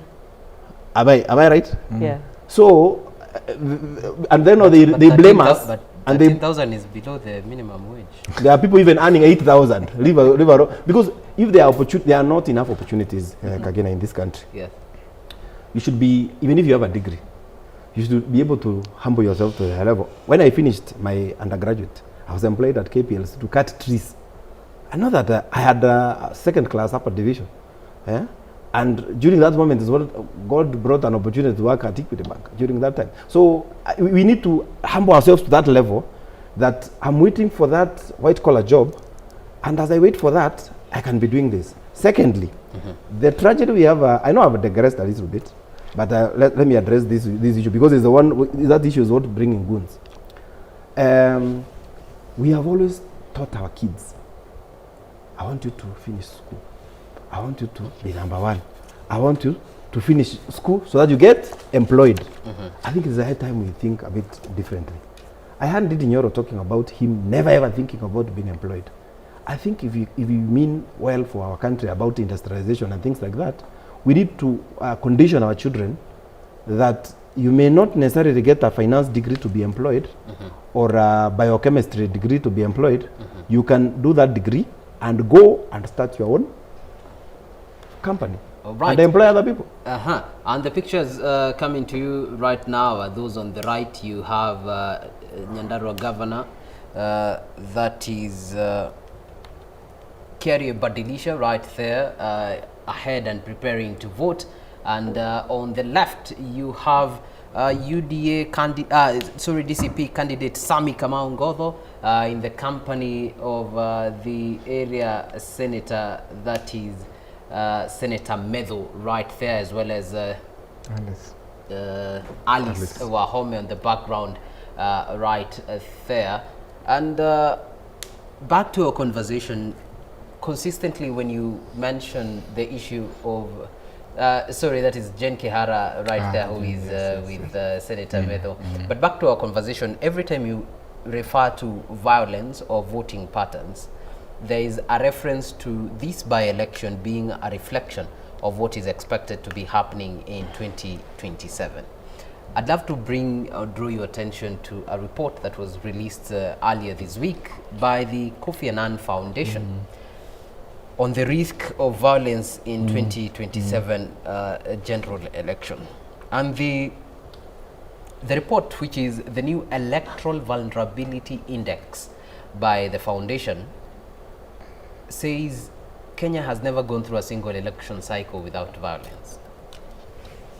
It further estimates that there is a 84% probability of electoral violence during the 2027 general elections. And among the 10 countries listed right there with the probability of Kenya, or of violence globally, we have Kenya that has been identified there, alongside Somalia, Burundi, Nigeria, and DRC, which is countries that are there in Africa. Starting with Bosco, does it bother you when we have such reports, even though the atmosphere as is being witnessed is pretty calm as of today? Thank you very much. You see now, you have, as we had rightly discussed before even you asked the question of violence, as we talk about 84% probability, it is a probability. So the question we should ask ourselves, are we able to improve this percentage to make it lower, or will we leave it to be bigger? Do we have a chance to change the dynamics as they are? The answer is yes. And the good example is what we are seeing in KALOU. People expected today to be a very hot, heated by-election. So my answer to that would be, let us be intentional, let the government be intentional in securing the country, as we have seen in this by-election. And I can almost assure you, from what we have seen, you know, there's a thing that Swahili says, what chema huonekana asubuhi. Chanda, is it chanda chema? So siku njema, correct. Siku njema huonekana asubuhi. Hii ni siku njema. I can almost assure you there will be no violence or very minimal violence in that by-election. Why? Because there were deliberate efforts by someone seated somewhere, a government official or the team of the security team decided, let the people complain that there are many officers, but we have to secure this by-election, because it has a lot of impact or ramification showing where we are headed as we come to 2027. So I see, for me, it's doable. We can have a very peaceful election in 2027. And as we have seen the lockdown being done, let me persuade Kenyans. Sometimes when you see police doing like what they have been doing, it's for the sake of secure the rights of each and everyone. Because let me ask you, for example, when we have maandamano or we have a by-election like that happening, and my business is destroyed, and I have taken a loan, you are taking away my livelihood. That's why you see people dying of blood pressure and things like that. So as we even compensate people who have been done this and that, who will compensate that mama mboga whose kibanda was burnt, or my business which was vandalized? So let's always think about that. All right, Ruth. You know, I'll also slightly go back to the earlier conversations about Gen Zs. I think what Gen Zs have is audacity, you know, and they have that audacity shamelessly. So I'm looking at the pictures in front of us and I'm just imagining, is Methu a Gen Z? Just by maybe how he's looking and the person he's bringing on board. And maybe if he is, because of course there could be a generation way below us. They could be Gen Zs. But the energy that comes with that audacity also needs to be directed in a way. Why? Because we mentioned here about 207. 207, my daughter who was 1 year old is right now is heading to 21, you know. And that is how far years go, how fast years go. Is it something that could be seen? Apparently during the days of election there is no violence. Violence normally comes after because of kukubali matokeo. People don't want to accept the results. That is one of the main things that will bring violence. All right, and now let's get to listen in to where the Nyandarua Governor Kerry Badilisha is currently speaking to the media alongside Senator John Methu and Jane Kihara.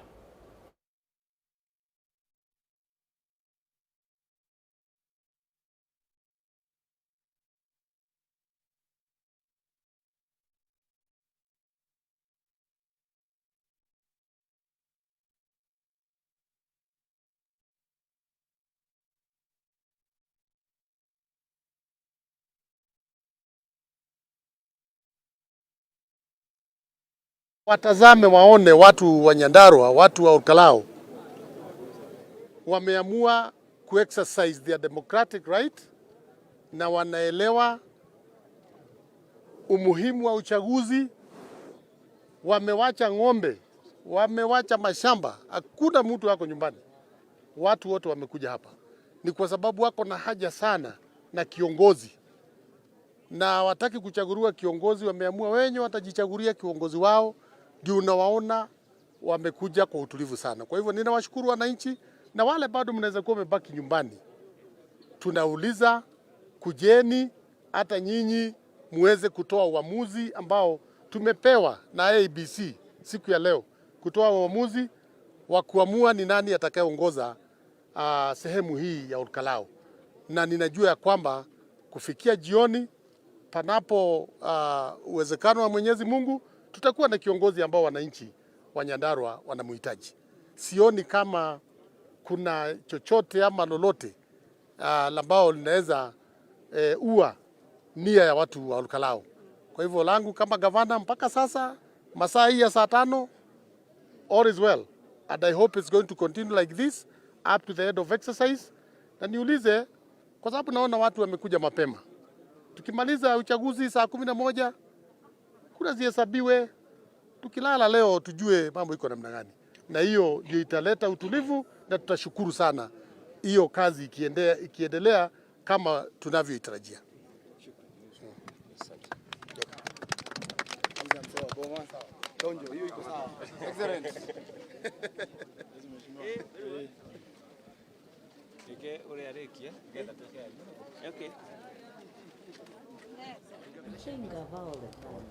Well, indeed, those are the leaders from Nyandarua and the greater KALOU speaking right there to the media. We have Jane Kihara right there still with the journalists, not whether she will be speaking, but if she does, we will be crossing over to her. But for now, Ruth, right before we went there, you had mentioned on the issue of the youth, their energy, enthusiasm, and the audacity that ought to be, you know, directed and steered in the right direction. In the right direction, because we also have to be very cognizant of changes in directional leadership. We have seen there are a lot of exit at the top, but this generation also needs to be wood to the leaders, and that's why I was asking, are people like the KALOU senator a Gen Z? And should that whole energy, because I'm sure all this time he has sung, he's been singing throughout, can that energy be really directed to really ensure that he can really work for these people of this county? Because clearly there's a lot of energy when it comes to Gen Z. And more so, can they be guided? When the Gen Z move came on board, they never thought it's gonna be as difficult as it has been for them to take leadership. It's not easy, yeah? But how can they still continue pushing for the right agenda and still mainstream in representing the people that they talk about? What are the main issues, so that we are not just about going demonstration? Are there issues that can be put on the table and discussed and be resolved and be followed through, and can people in that bracket be accountable? What Bosco is saying is accountability level is what is lacking, yeah? And why? It goes back to my gender voter, because my gender voter was left with all the roles of bringing up children, and everyone was brought up in that kind of, yeah. And can people take responsibility differently? If it's, I know you are the majority in this panel, men, can it be a representation of the responsibility and the things that are done society-wise? because that is what has been lacking. Because there's no way we can say women don't vote their own, but women are never on the table. The youth are never on the table. Even constitutionally, they are the majority. And I can tell you, even in organizations, women are the majority. They are the best workers. But still, there is a lot of inequality when it comes to women, and even getting to the narrow road to the table and to breaking that glass ceiling. There are a lot of enablement that needs to be done to enable women be on the table. But now substantiate the issues and put emotional aside and say, this is what we need as women. For example, constitutionally, there is what needs to be done to women.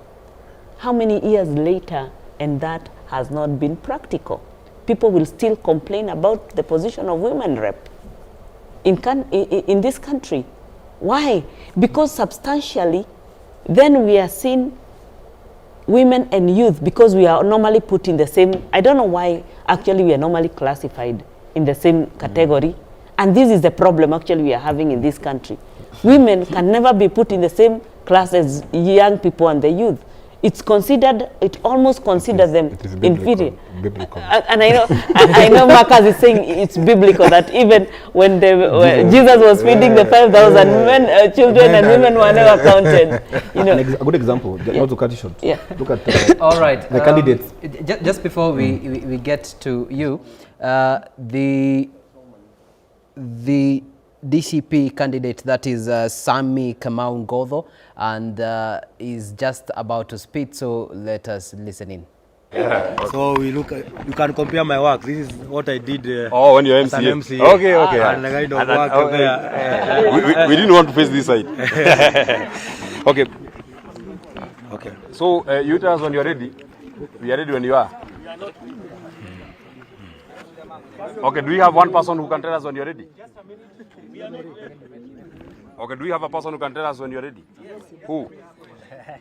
Who now? Just say the name. Okay. Yeah?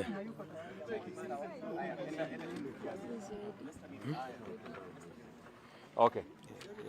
Our citizen is not ready. Earlier on, we had pictures of Sami Kamau Ngodho, the DCP candidate, casting his vote there in KALOU. Most probably the only vote we might be having an idea of who he has actually voted for, which is himself, given that Kenya is currently operating on a secret ballot. And IEBC was very deliberate to come clear yesterday with commissioners and Rito warning that no individuals would be allowed to be taking photographs of the actual voting paper, and only accredited journalists as well as agents would be allowed to take photographs of Form 34A, which now gives a tally of the votes as they have been counted in the polling stations. But now let's get to listen. Wawero, the DCP candidate for this by-election on KALOU constituency. I have just cast my vote right now, and I am very, very, very happy at the speed at which the IEBC is working. I had the privilege in the morning to visit several of the polling stations or polling centers. The turnout is very wonderful. The people have come out in numbers, and the officers that are there are doing quite a commendable job. Just a few hitches here and there that are common, like in the morning, some of our agents were asked to provide copies of the ID, which is not a requirement by law. But we had the RO solving the problem adequately. So from where I sit, the process is going on very nicely. The security is very tight. The people are coming out in numbers, and I'm urging them to continue coming out. There's still time until 5. Those that are still traveling, we wish them well, safe journeys to arrive here on time, so that every vote counts. That is what we want. Every vote must count. We must exercise that right that is there in our constitution. what we call universal suffrage. Let everyone have the right to vote. Thank you. Are you confident of winning? Well, of course. I have done my campaign very well. I have put my trust in God. The numbers are very good from the exit polls, both from our side and even the side that we are competing with. The margins are very wide, and you'll see in a few hours. So, to answer your question, in the affirmative, it's an obvious yes. Maybe you can tell us about an incident that happened last night where some people were attacked and some were rushed to Bahati in Nakuru hospital. What would you say about that? First, thank you. Okay, no problem. No problem. Is this a better place? Yes. Thank you very much. I think it has been said as a president that we must introduce myself. So for the record, my name is John Methu, the Secretary General of the DCP Party. And we are here to accompany our candidate, the Honorable Sami Douglas Kamau Waweru. And the process so far is satisfying. We are very satisfied by the plans and the way the IBC is running this election so far. We can't say that we have seen any major issue, especially from the referee, who is the IBC. And I think also in my history as a politician around, this would be one of the highest turnouts that I've seen around that everywhere in the constituency. The people are out, and they are out in large numbers. The only issue that I want to say is to urge our people, please come out and vote early. The process is very seamless. You've seen that all the people who are getting in there, they are spending very few minutes and they are out. The process is quite fast. And so therefore, you have no reason of saying that I'll wait at home until the queues are whatever. You come out and vote because you spend very little time here at the polling station. So I want to urge all our people. If you can come out and vote before 11, 12, it will be good so that at least we are certain that even if it rains, because it's a sunny day, even if it rains, even if whatever happens, we have all voted. We have all exercised our democratic right. Let me say this, finally. The people are very calm. You can see that everywhere the people are very calm. There are incidences here and there, of course, obvious bribery from the people that we are competing with, which is, it's neither here nor there. The point is, the people are very calm. We want to ask the chairman of our county security team, Kwana Jaldesa, the onus is on you. The people are calm. Everybody is calm. The electoral officials are calm. The police officers in uniform are calm. The only thing is that you give us an assurance that there will not be hooded policemen here. Every policeman will be identifiable. That is the exact thing that we expect from our county security team. That's the only thing that we expect, that I will be able to secure all these places. We are hearing here and there, here and there, here and there. But generally, the place is very calm. We have not seen any major incidents around our polling station, here or anywhere else. We hope that it will be the same until evening, but we want to urge our people. The clarion call is to urge our people to come out and vote. Come out and vote, and come out in good time. Please do not wait until it is late. Do not wait until it is afternoon. Just come out and vote because I'm sure since we came here, you can see the lines are moving really quite fast. You people have been here and you've seen that the lines are moving very fast. The Honorable Sami has voted very fast. The wife has voted very fast. So the governor was here, voted very fast. So we do not expect any issue or any hitch. Thank you. Question? Okay. Jane, perhaps you could tell us something. Yes, my name is Jane Kihara, Member of Parliament for Naivasha constituency. What I can say about this election is that it doesn't look like a by-election, where the presiding officer waits for the voter and stays for like 3-5 minutes before they come. So this is a very important election. I met our candidate at 5 o'clock at Gorika. I've visited a few. So the queues are very long, but they are moving very fast, like it has been said. Kwa hivyo mimi ningeuliza tu wananchi wajitokeze. And from now on, we just want the prevailing peace to continue up to the end. We met in Gorika at 5 in darkness, and it was very chilly. We met again at Mumbi, and now we have met here, which means mtu wa kujituma amezunguka sana. pia sisi tumezunguka sana, and we are hoping to win. I was elected in a by-election and people didn't come out. So why have people, or KALOU people come out, so many of them? There are those who are still in Nairobi, they are boarding matatus. It is because this election is very, very important for this country. And we hope that it will end the way it has started. Thank you. Thank you.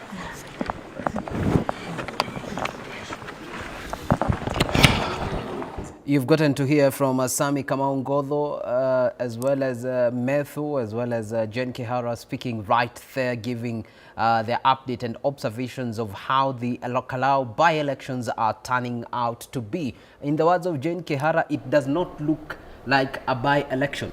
The numbers are impressive, and she says it is a potent election. Probably just to get observations from our panelists right here, even as we get to wrap up this session this morning. Just looking at the numbers right there, we have very long queues, as would not be the case in most of the by-elections that we've witnessed in this country so far. Starting with Bosco right there. On the potency of the election, the remarks by Jane Kihara, would you share the same sentiment? For me, before even anything else, to me, as I would agree with the leaders that have said, this is very impressive for a by-election. What it shows is, one, the voters have very high confidence with the IEBC, because if they didn't have confidence, some of them would not have showed up. In 2022, we had very high, we had apathy. 22 million, 14 million voted, you know. So this one looks like it will be way higher. What it shows also is people are conscious, people are eager, people are happy to elect a new leader, and they enjoy whatever. The aim of any voter is to see change, and they are very eager for that change. I can almost tell you this will be could be close at the end of the day, because of the way you're seeing the passion the people have. And also, since now there is some sanity, because some by-elections, people don't vote because of violence, and maybe even people anticipated, even in this one, there would be violence. But as you can see, people are calm, and the movement is okay, and it would really help. And also IEBC, I may not get another chance to congratulate them. So far, as even Methu has said, they are doing a great job. So this is impressive. As we move on, we expect by the end of the day, this is our country. We don't expect to lose any property or life. We have seen some videos of some people here and there, some small things being chased here and there, but we don't want to see any loss of life or people even injured. Why? Why would you injure me? And I'm just voting. And that issue, which was even brought up, I've seen some things on Facebook about people coming from other constituencies or people who are new. The people of KALOU need to understand that this is a high-stake by-election. There are election observers, there are IEBC officials, there are other politicians, there are people even from other countries to come and see this experiment. This is a big deal for this, because this I associate it with, it's similar to what I said in 2021 on 15th of July. It's such a coincidence, because Kiambaa by-election, that's how it was. And the first, if DCP wins this one, this will be, I think, their first member of parliament. And if UDA also wins this one, it also affirms that the president and Kenya Kwanza have their footing in the mountain, and also it could be a replica of what will happen in 2027 according to different views of the people. So it is a very important by-elections to me and to Kenyans. So, yeah. Ruth? I really like the organization of how everything looks.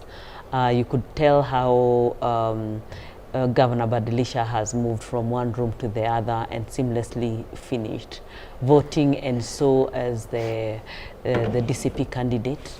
And all the sentiments of all leaders actually are more or less the same, and clearly IEBC has done a good job. It feels like there's a lot of things that have been done in the background for IEBC to even be able to hold an election.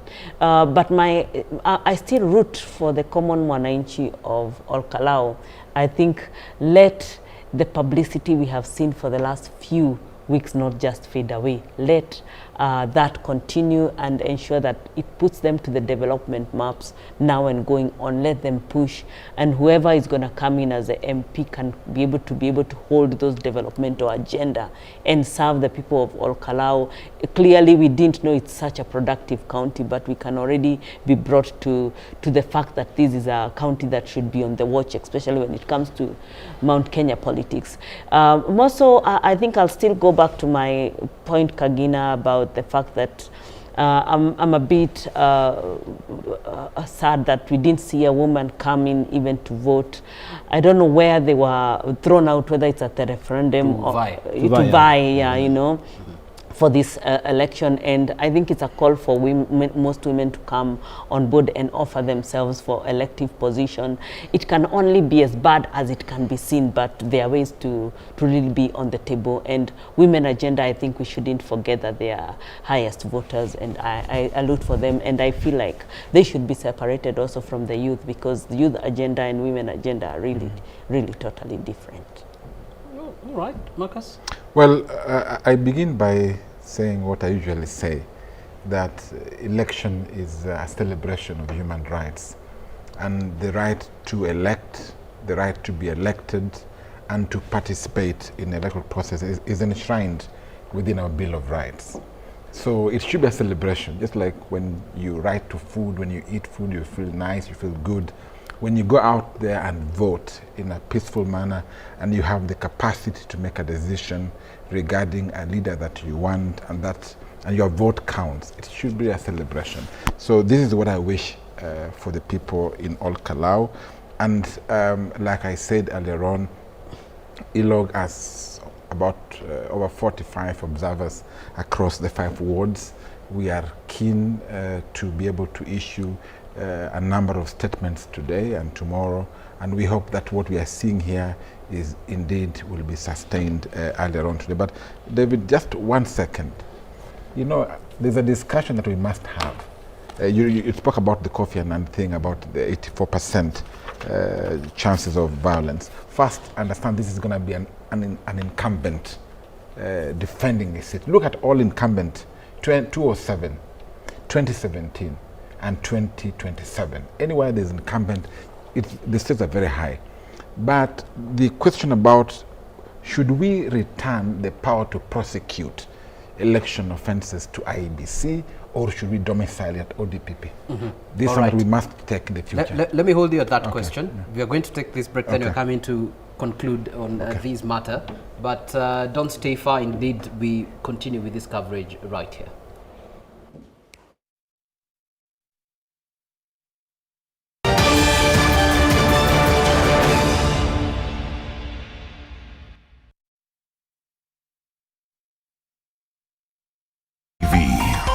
Our shared experience.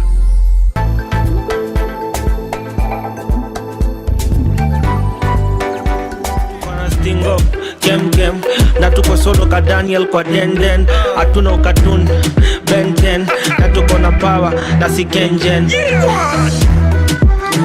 Chachisha, chachisha, chachisha, bora ni style za kanisa. Chachisha, chachisha, chachisha, bora ni style za kanisa.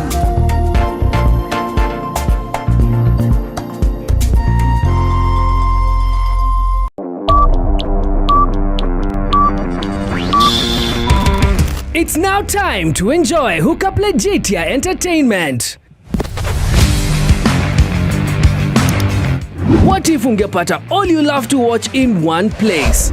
Kutoka action movies, African movies, masoap, maseries, hata makatuni za watoi za kuwabamba nazo. K24 Plus ndio hookup legit ya entertainment. It's available on all your devices kwa Android TV au Apple TV yako, lapi, tablet ama tenje. Download sasa hivi from Play Store and App Store. Oh yeah, it's 100% free. Unangoja?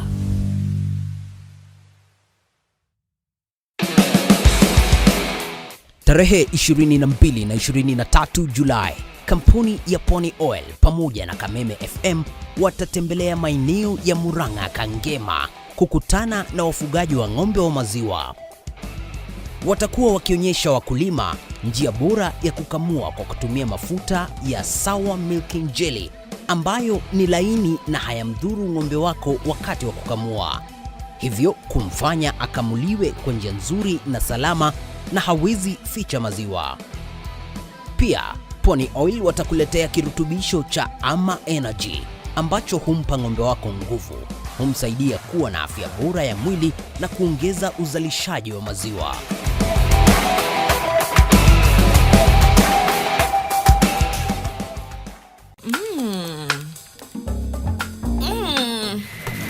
Indulge in the moment with every spoonful of Delamere real fruit yogurt.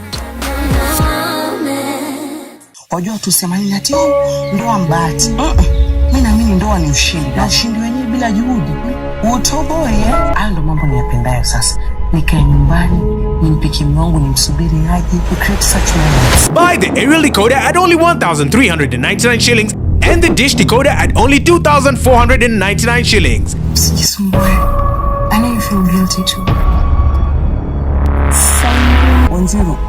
Yes, exactly that's all.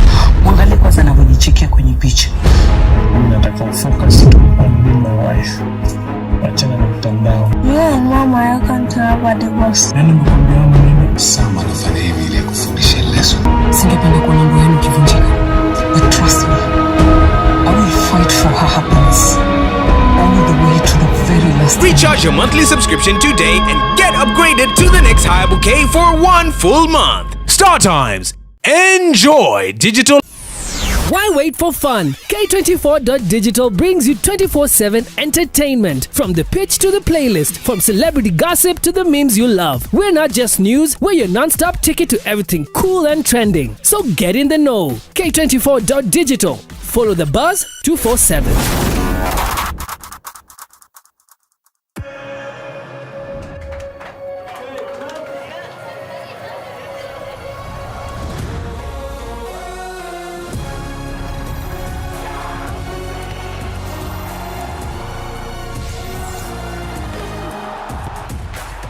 From 11th June to 19th July, everything can wait.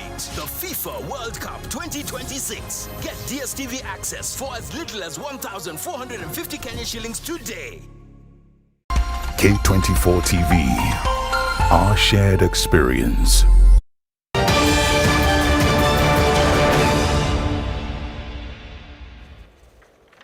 Welcome back. Before we went for that break, we were having the conversation and we had Marcus here from ILOG giving his sentiments on the Kofi Annan report.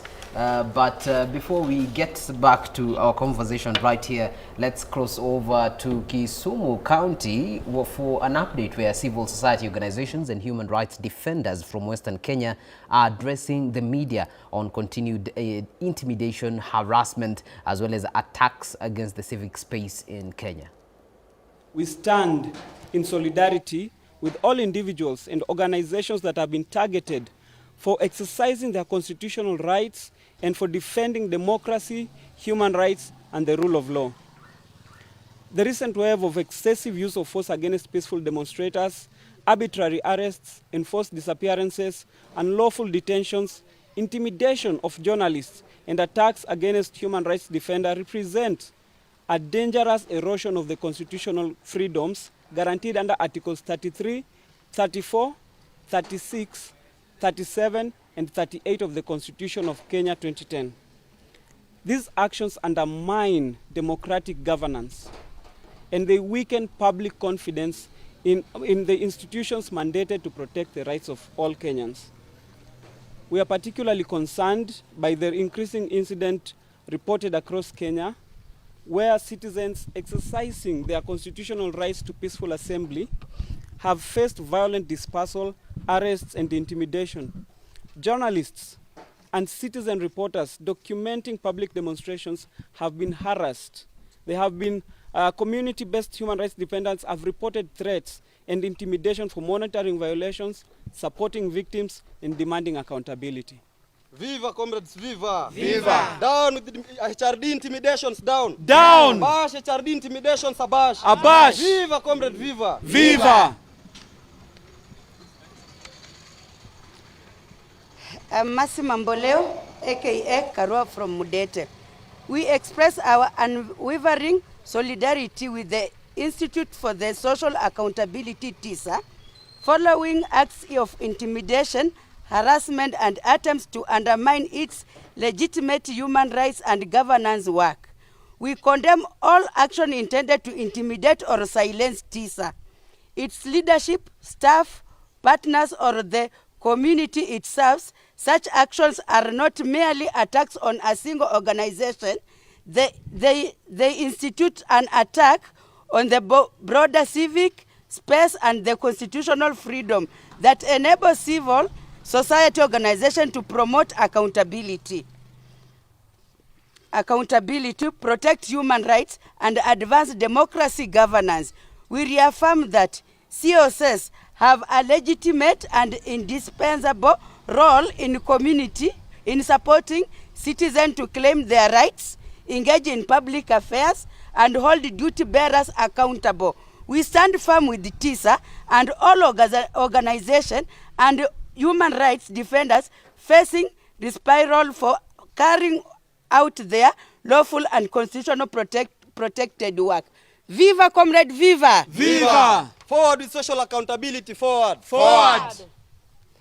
I'm Alfred Asitiba from Vihiga, human rights defender. We further condemn actions that undermine the neutrality and sanctity of community institutions. Reports of security operations extending into places of worship, including the widely reported incident involving the Anglican Church of Kenya SCK in Kisumu during recent demonstrations, raise serious concerns about the protection of religious institutions as safe spaces for worship, refuge, humanitarian support, and peaceful civic engagement. Such actions erode public trust and threaten the constitutional guarantees of freedom of religion, assembly, and association. Viva, comrade, viva! Viva! Down with police brutality, down! Down! Down with police brutality, down! Down! I'm Rael Hakai, Right to Food Ambassador from Vihiga County. For the civic space, this attack is a deeply personal. St. Stephen's Cathedral in Kisumu has been more than a church. It has been a courageous partner in advancing democratic dialogue. Its doors have been open in the past to host citizen assemblies where ordinary Kenyans have gathered to deliberate on public debate, governance, accountability, taxation, and the further of our economy. The cathedral has constantly provided a safe space for citizens to engage in difficult but necessary conversation, while the diocese has remained a principled voice of justice, accountability, and the dignity of all people. To see such a scared institution transformed into a target is both alarming and unacceptable.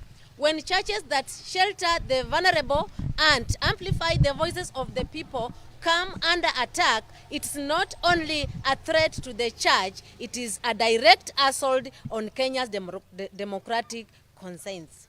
Viva, comrade, viva! Viva! Viva, comrades, viva! Viva! Operationalize Victims Protections Act, operationalize! Operationalize! Operationalize Victims Protections Act, operationalize! Operationalize! Viva, comrades, viva! Viva! Abash intimidations, abash! Abash! Asante sana, my name is Willie Otiende.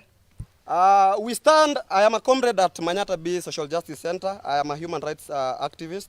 And so we stand in unwavering solidarity with the Anglican Church of Kenya, the Diocese of Kisumu, St. Stephen Cathedral, and all SEK churches in Kisumu. All saints in Nairobi and across the country that continue to stand on the side of justice despite growing intimidation.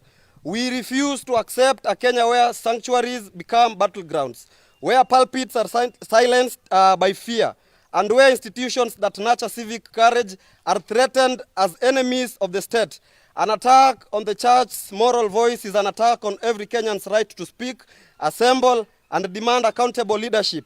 We acknowledge the resilience demonstrated by communities, faith leaders, journalists, legal practitioners, medical personnel, and human rights defenders who have continued to provide legal aid, emergency assistance, medical care, documentation of abuses, and psychological support despite operating in an increasing hostile environment. Viva, comrades, viva! Viva! Down with intimidations, down! Down! As organizations committed to constitutionalism and democratic governance, we reaffirm that criticism of public institutions, peaceful protest, public participation, and civic engagements are not acts of criminality, but fundamental pillars of Kenyan's constitutional democracy. No Kenyan should face intimidation, violence, or persecution for peacefully expressing their views, demanding accountability, or defending rights of others. Viva, comrades, viva! Viva! More power to the people of Kenya, more power! More power! More power to our people, more power! More power! Viva, human rights defenders, viva! Viva!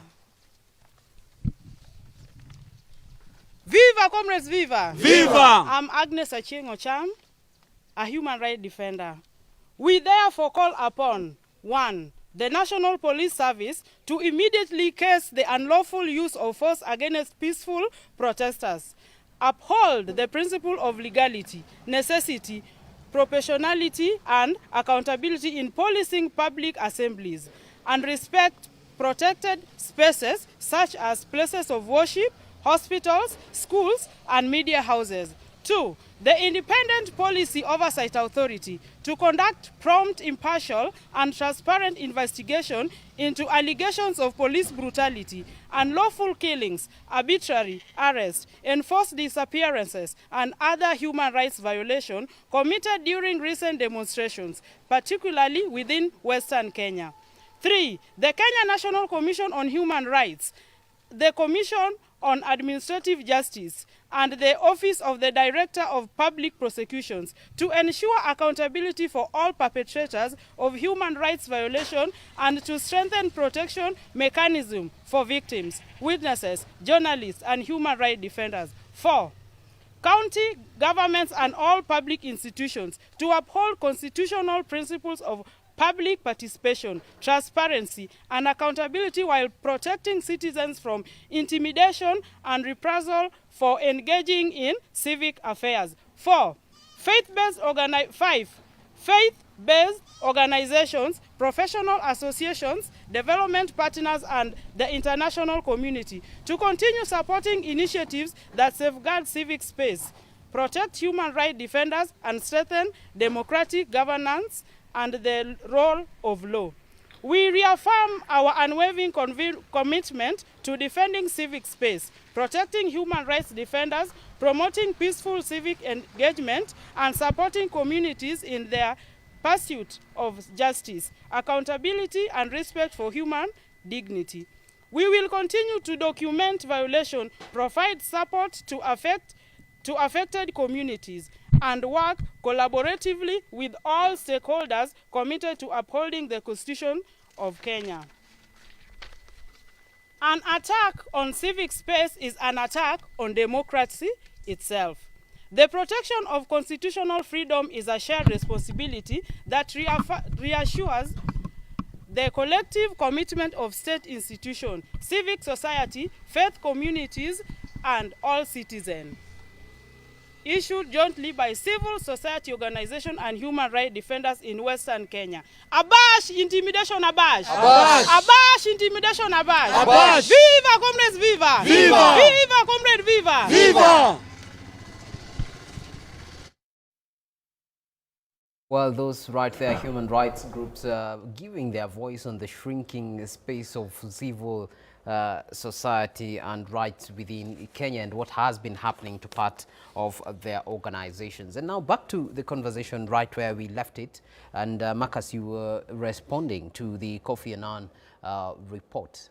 Yeah, so I was mentioning two things. One is the question around electoral violence in the country.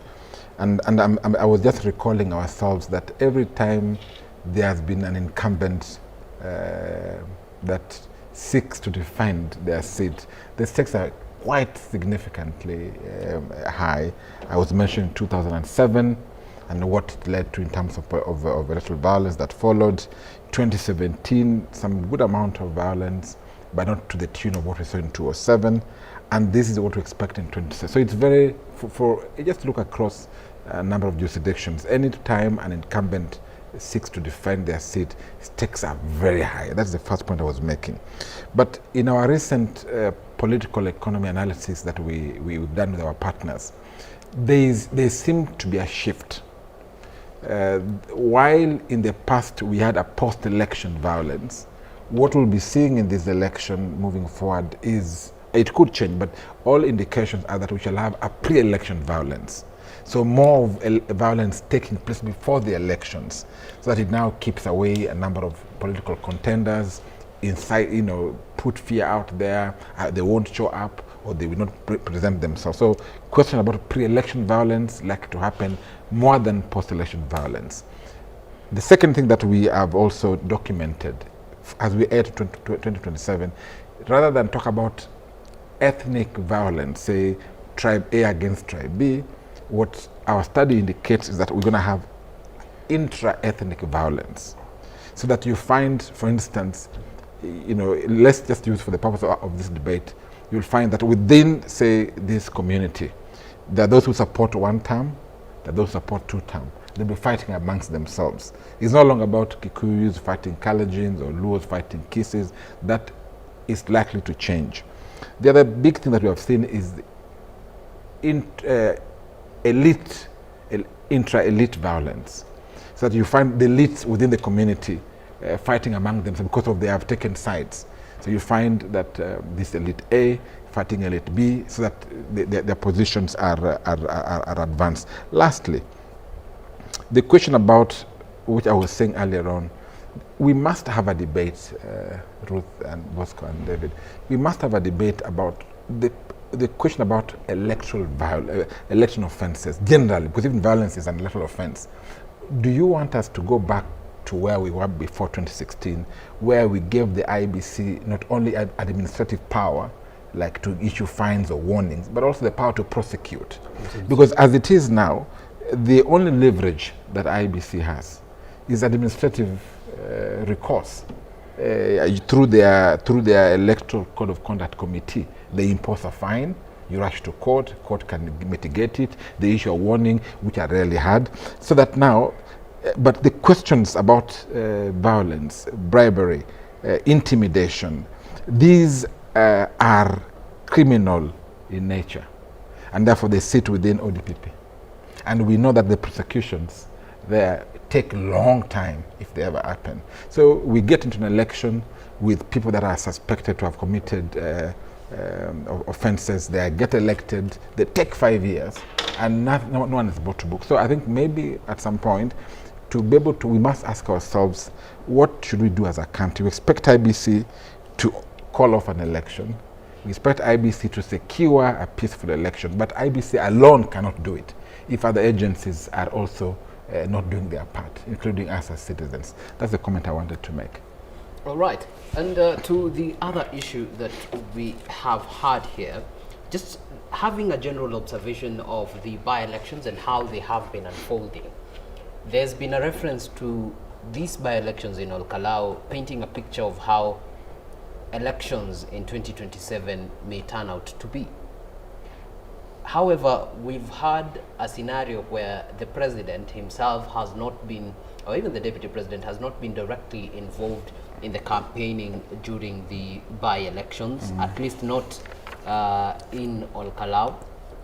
On the other end, on the other leading opponent of the UDA candidate, we've also not heard Rigathi Gachagua himself going to KALOU. He's actually commented on the matter and said, you know, that issue is being conducted by the election is being conducted by my generals, the likes of Metho, so I do not need to have a hand in it. So if this is meant to have a say on how 2027 will look like, are we looking at, you know, these leaders creating room for plausible deniability should things backfire? Or are we also looking at a situation where they are going now to steal take the credit now if things go in their favor? That's my question? Yes. Oh, okay. So I agree with my brother and how he talked about all the other issues he has talked about the elections and all the issues involved. And as you have asked about the outcome of this by-election and what it means to these leaders. One, it will have an impact, obviously, on the 2027 election, because from now here, someone will say and claim, I own the mountain, okay? As I've always said. However, that person has already prepared Kenyans that, oh, don't bring police, come by yourself. Not, I mean, telling like the government side, I will defeat you even if you bring the police, okay? So in the event now he loses, he will say, you see, I had told you, they would leak. You say, I had told you, they would do this. So he has an easy exit route, or rather he has prepared people psychologically, be it his supporters or otherwise, that if he loses, he will say, they always talk about margins. They will say, I've lost, but look at the margin, okay? If on the flip side, the government or UDA wins, UDA will have a vote of confidence that the issue of Mount Kenya East and West, the mountain is intact, the president has enough votes in the mountain, and it's a replica of what will happen in 2027. So about the issues of peace, or what will happen after the election, as we move to 2027 elections, the report like the one which was given by Kofi Annan Foundation has both advantages and disadvantages. One, the advantages are it's a precautionary measure. Precaution is a warning to all the operators who are involved in the election that, look, we are at 84%, you need to do something to reduce this, otherwise there will be anarchy. On the flip side, it may bring, as I had said when I started, it may bring anxiety, fear, different kind of these things. But as it stands, if you have seen what is happening in KALOU, if you can give this as a case study, whatever is happening in KALOU, assuming things will end as they are, meaning there will be voting which is peaceful, the counting will be peaceful, the announcing, and even after the announcing to be peaceful, because my sister had alluded that most of these fights or violence happens after the elections are announced. So as you can see in KALOU, in law there's something they call, what is it called? Res ipsa lequita. Res ipsa lequita, it means that the thing speaks for itself. As you can see now, the KALOU by-election and the situation of violence or non-violence is already speaking for itself. So whatever the outcome, it will speak a lot about what will happen in 2027. So in the event now it also may turn violent, it also points to where our country is, meaning even if you have 1,000 police in one area, there will still be violence. So we are hopeful, obviously, everyone hopes it will be peaceful. And what I would encourage as I conclude on that matter, as we move to even 2027, there will be people elected different, governor, senator, and all that. I think it's critical for the voters to think about leaders who are non-violent, leaders who have good brains who can change their livelihoods, and that should be the guiding principle. So, for example, for myself, as I vie as a member of parliament in Manyata, what is motivating me is to change the lives of these people, because there are so many genuine leaders. As I had said when we were on the break, when having a break, there's so many, there's a deficiency of good leadership in this country, or rather genuine leadership, because people get into power motivated by CDF, for example, because I can see some 200 million here is where I'm going to get. But for me, I look at how to change these lives. And I said, corruption for me, 1 million Kenya shillings or 10 million lost. I don't look at the money. I want to look at the lives lost because of the medicine that did not get to the people. I'm looking at a road that was not well even done maram, and then a granny who was carried by a boda breaks her leg, and sometimes people who are even anemic, they end up dying. So I'm looking at what was lost at the end of the day. So let us focus on leadership as we move. We may be brought this and that, the monies and all these things that we always talk about, but what is important for us to change this country? Because I will tell you, as I conclude about development and our leaders, the problems of this country will not be solved by any messiah from up, from heaven. Our problem will be solved in this parliament. And as long as we are voting parliamentarians who are not responsible. Matiang'i sometimes told us about wash people getting into parliament. Maybe there will be more this time if we are not careful. So once you elect people who are not responsible, the laws that, for example, we expect to have of managing elections, people will be taken to toilet, given 10K each, and they lose, people will lose lives because of that. Okay? So let us focus on what really matters for us as a people and not what we're getting. Ukipewa 100 shillings by a politician, ujue amekupea 20 bob for 5 years, each year 20 bob. Does that make sense? Yes. All right, wale wa 330 can calculate. Exactly. For 5 years. 330 meetings. Yes. Ruth, on the ownership and deniability of these results. Yeah, I think one thing I've learned in this life, it's good to have an open mind. It can be a win-win. Because I can make reference to the book by Stephen Covey, 7 Habits of Highly Effective People. That there has to be a place you get in leadership and decide it's a win-win. Whatever, whether DCP or UDA takes the day, it's a win for the people of KALOU. And that is something that, and we have to tolerate each other, even in diversity. You know, so thinking win-win. Number 2, from the same book, is having an end in mind. And I would ask maybe the political parties that were really participatory in this process. 2 things. And as an economist, how much have they spent? Number 1, I can ask that question. Number 2, what is the impact? How many people were reached in each ward? You know? What difference did that money cost or make in the region of KALOU? And number 3, going forward, even as a new leader comes in, how is that leader going to be empowered enough to take that continuity, enthusiasm forward? I saw people on social media asking, where is KALOU? People don't even know the situation where KALOU is situated. Other parts of the country do not know. But the attention that has been given to it, can the leaders take advantage of that and put Nyandarua on the map? What is Nyandarua and KALOU in particular going to be offering to Kenyans? And those are the critical questions and how are the people of KALOU? We do not want, after all this process, then we see them crying, saying other things that were left and they have been abandoned. This is their moment. What are they taking home? What empowerment are they bringing on the table? What issues? I saw, there's a time I saw them, some of them had been invited for a round table in State House. What did they take on the table to State House? Because that means they were being given a listening ear, you know. So some of these things, there has to be a point we get as a people. And I believe, and I've always told you this, David, there's part of diplomacy when it comes to a people.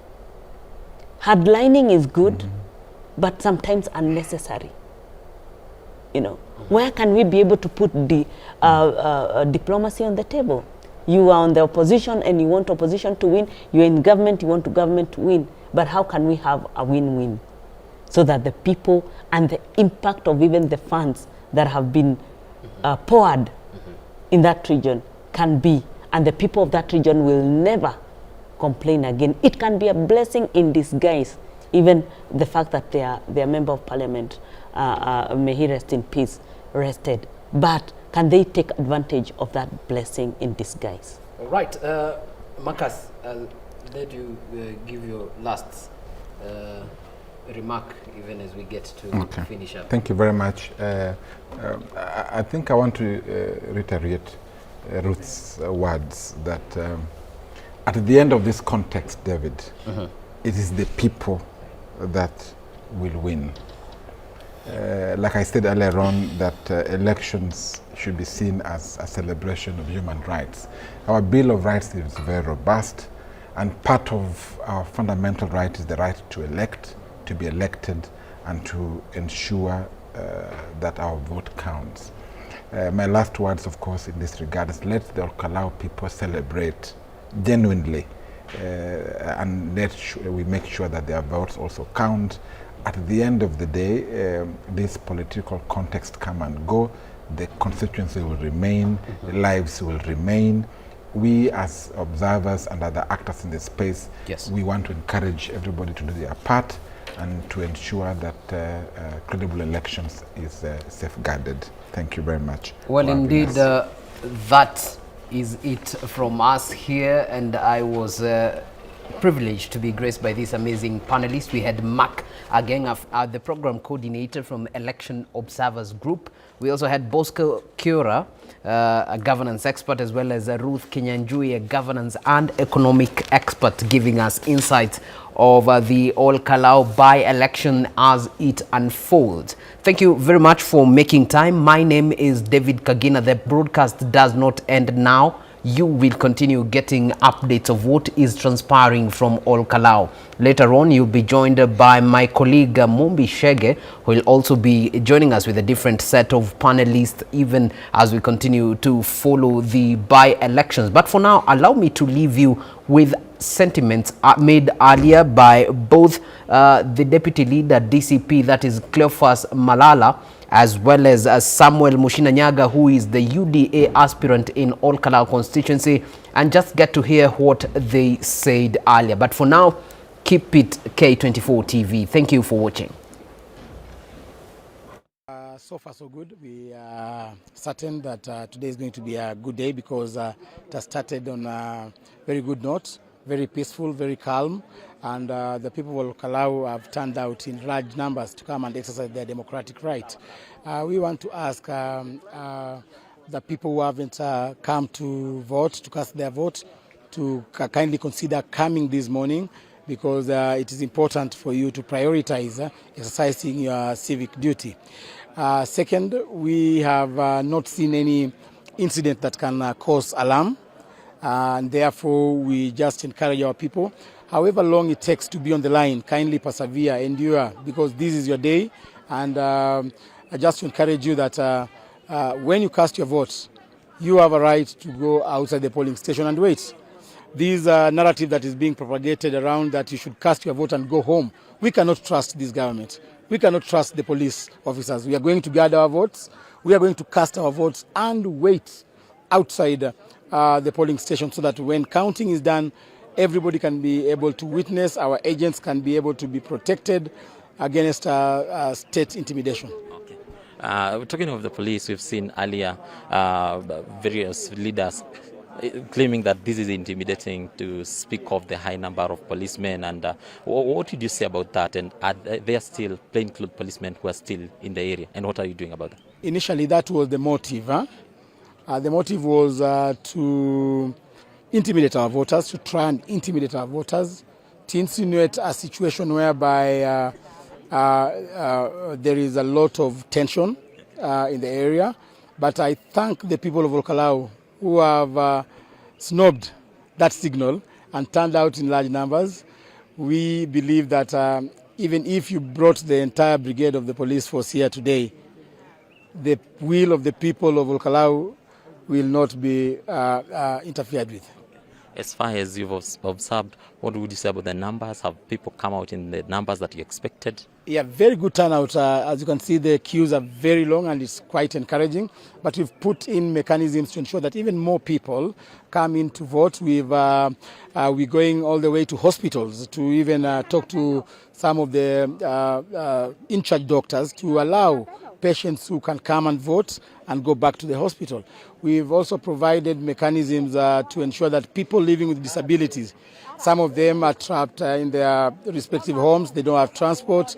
We've facilitated a way in which people can go and help them to also come and be part of this very noble. I feel like as we have talked with the people of KALOU, we have had 3 months to campaign, and I feel like we have done all our best, and people have really listened to us because we encouraged everyone within our KALOU constituencies to come out today and to come out in large numbers so that they could direct their member of parliament who will serve them for the next 1 year. So I feel people are really, the turnout is really encouraging. How does that security in this area? Security, I feel today we have the security is well organized.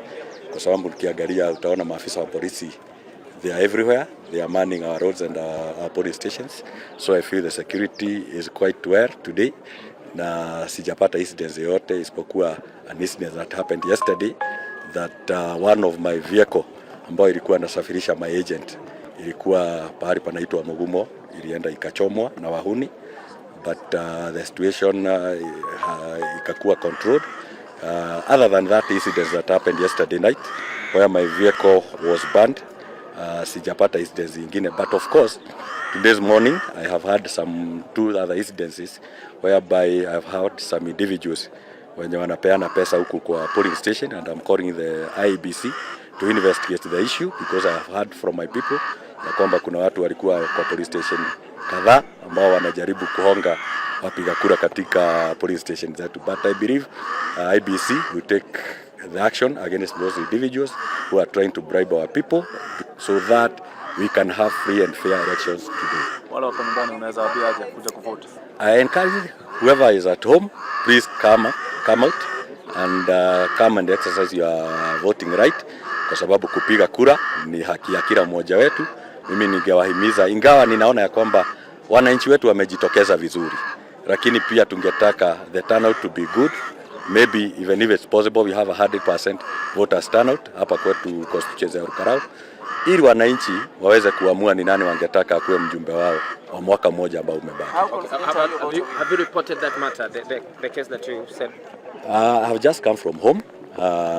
Ndio nimetoka nyumbani, and as you know, I'm a law abiding citizen. I'll take the necessary action. Kama ni kuripoti nitaenda ni report so that action can be taken, kwa sababu sitaki kuiongea tu kwa mdomo. I want to take action. Even the last time that my banners were pulled down, I took the action and reported the matter to the police and the agencies that are concerned with the investigation, kwa sababu mimi ni mwananchi ambaye anapenda sana kufuata sheria, sio mambo tu ya kuongea. Uko tayari kukubali matokeo? I'm ready for the outcome because I know I'm winning. I'm ready for it. What if you lose? I'm ready. The people of all KALOU will talk at the ballot. Just wait in the evening. What the people decide is what we'll do. Thank you so much for staying here with us on K24 and Kameme TV. And indeed, that was the UDA aspirant in KALOU, Samuel Mushina, just giving an update on everything that has been taking place. We continue to update you on the process where voting is underway in KALOU. Many thanks for joining us here on Kameme TV and K24. My name is Mombi Chege. I will be taking you through, and of course we have our reporters on ground. We have Mbataru Mwangi, one of them, who's just updated us on everything that is currently going on. Voting underway, the situation on security, everything seemingly calm.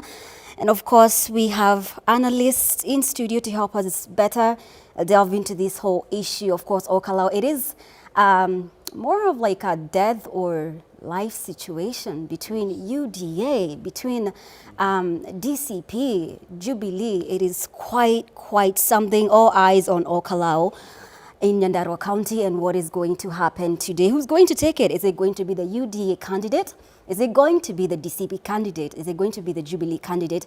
There are 9 people contesting for this very seat that was before held by David Kiaraho, who passed away. And of course, we are going to be following on everything, how the IEBC will be conducting the whole process, how the tallying will be taking place. Of course, very early, the process began at 6 a.m. We saw, many people, many old people turning out to cast their vote to express their democratic right. Of course, here with me in studio, we have Jackson Goima, who is a political analyst. And of course, we have Sheikh Mohammed Khan, who is the National Coordinator Imams. And of course, we have Dr. Enoch Makanga, who is a security expert, who are going to be helping us delve deeper into the whole process and how they view things, what is currently going on. Let me begin with you, Dr. Enoch Makanga, who is a security expert. Good morning, how are you? Morning. Thank you for making time for us. Of course, one of the things that Kenyans have been observing is how the security situation has been. Things seemingly very calm. How would you explain the situation in terms of security?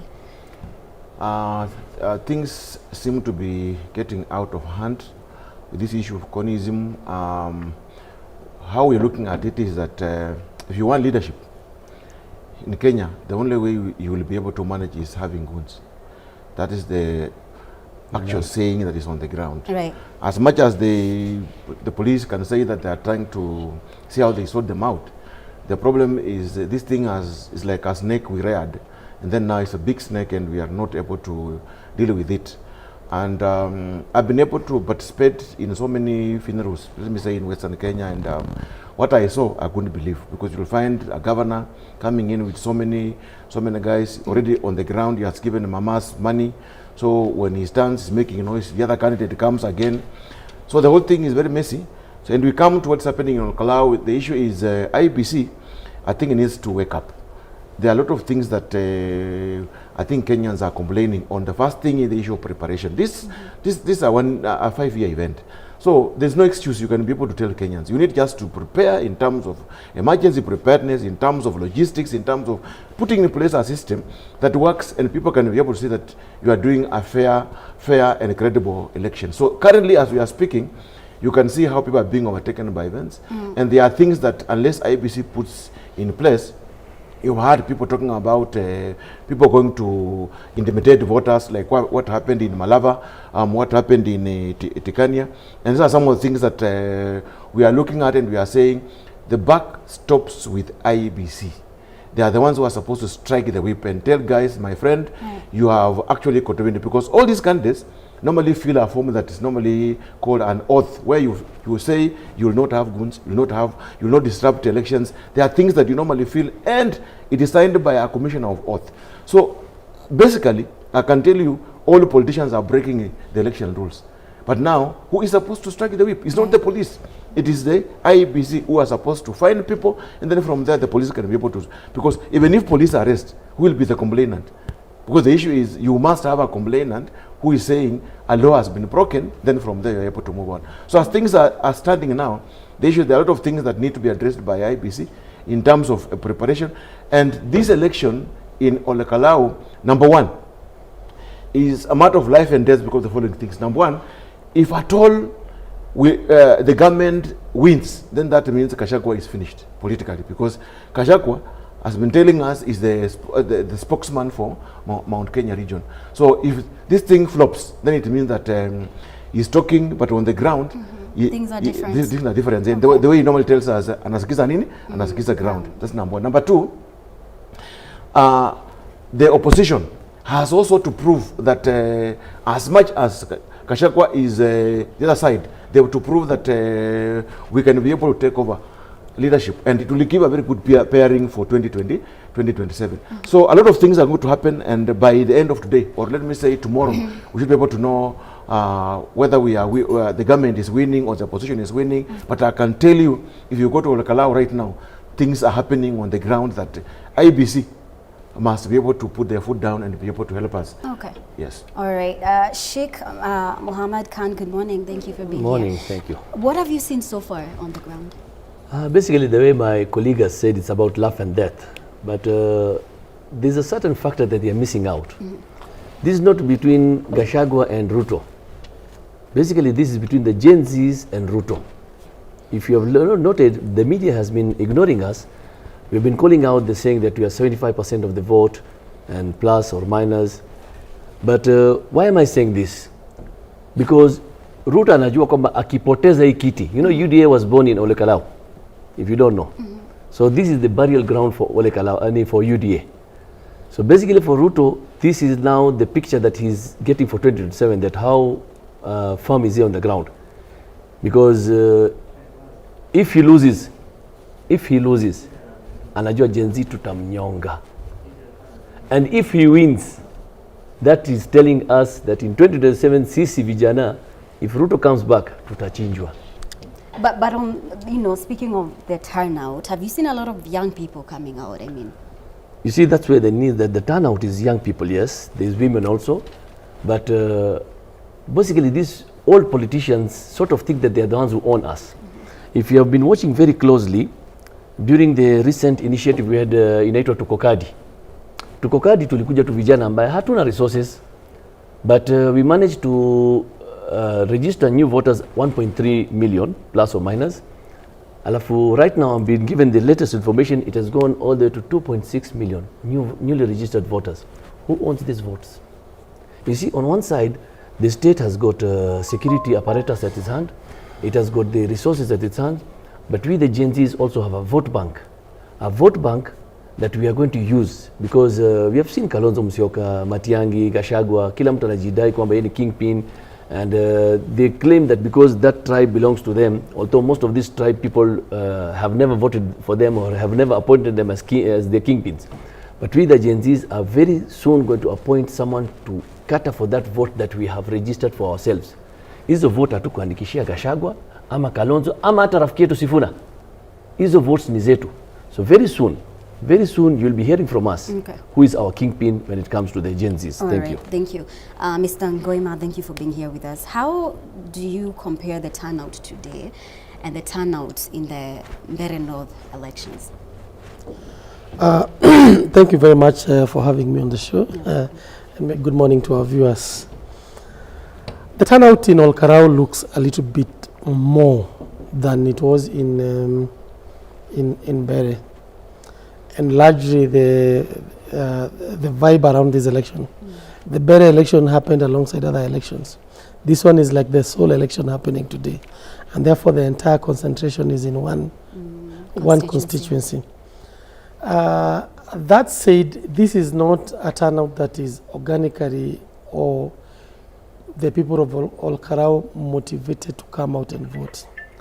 Largely it has to do with the electoral malpractices of voter bribery, voter mobilization, and of course there could also be some people there. You know, for the first time in this country, we have a highly inefficient, ineffective, highly compromised IEBC. An IEBC that hears no evil, sees no evil. An IEBC that thinks punishing one person and punishing the other on this other side will show some teeth. Remember what they did with the MP for Kipipiri, fining her because of her utterances, and what they did with Gekaria, fining him. They realized that if we just leave that penalty stay on the Kipipiri MP and we don't do something on the side of UDA, we will be known. Everyone will know that we are compromised. So they had to look for something. Gekaria has not taken more money to Olkarau than Moses Kuria.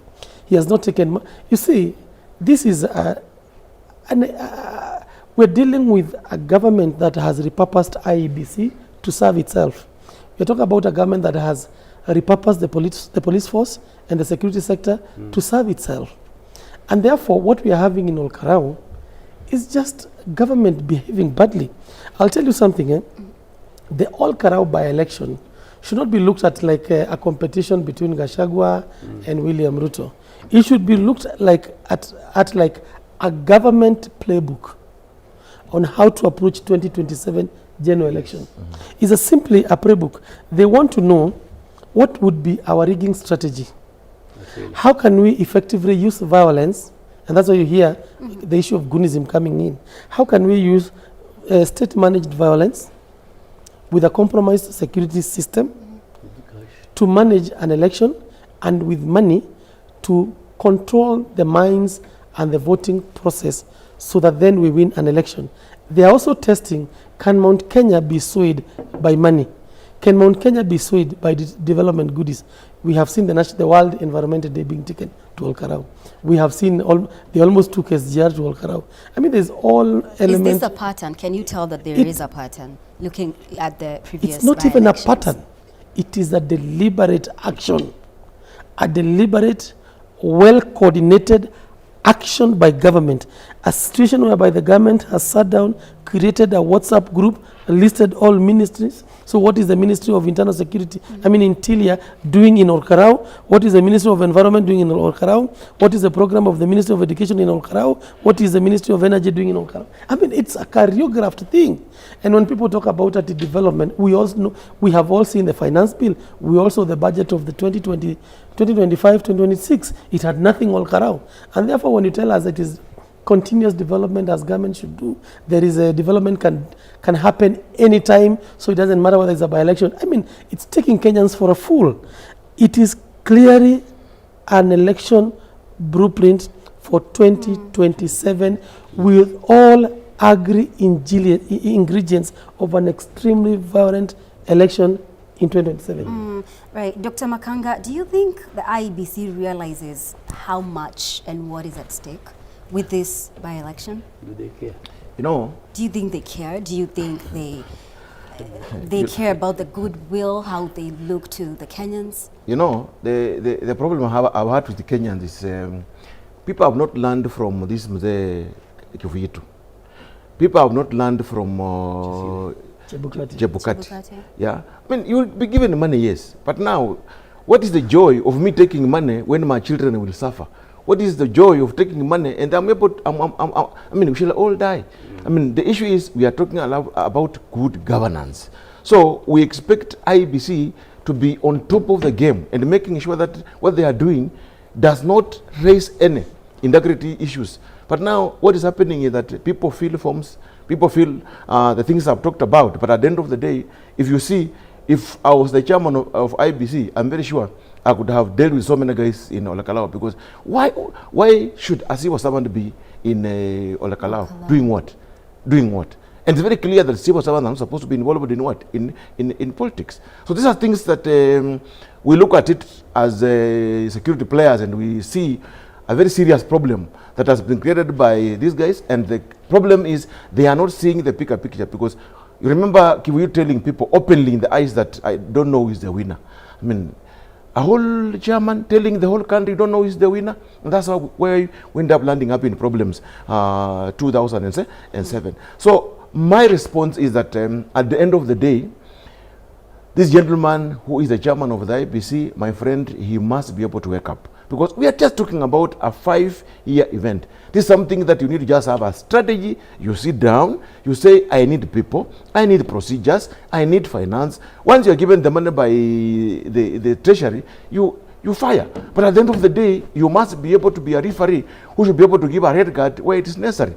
Not, as my colleague has said, you are giving a red card this side, and this case, this side you are closing your eyes. If you have to go that way, and I can tell you, Gen Zs have woken up. My friend, we've been saying, Wajinga Walisha, and I can tell you, Kenyans are not stupid. This time around, you play monkey games, I think these guys will tell you no. Right.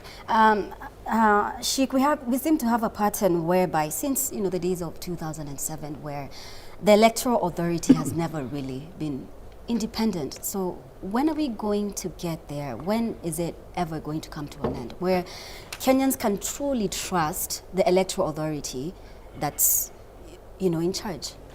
You see, basically, if you look at the Kofi Annan report recently, right, the chances of this country going to violence, 81.6%, that is not a joke.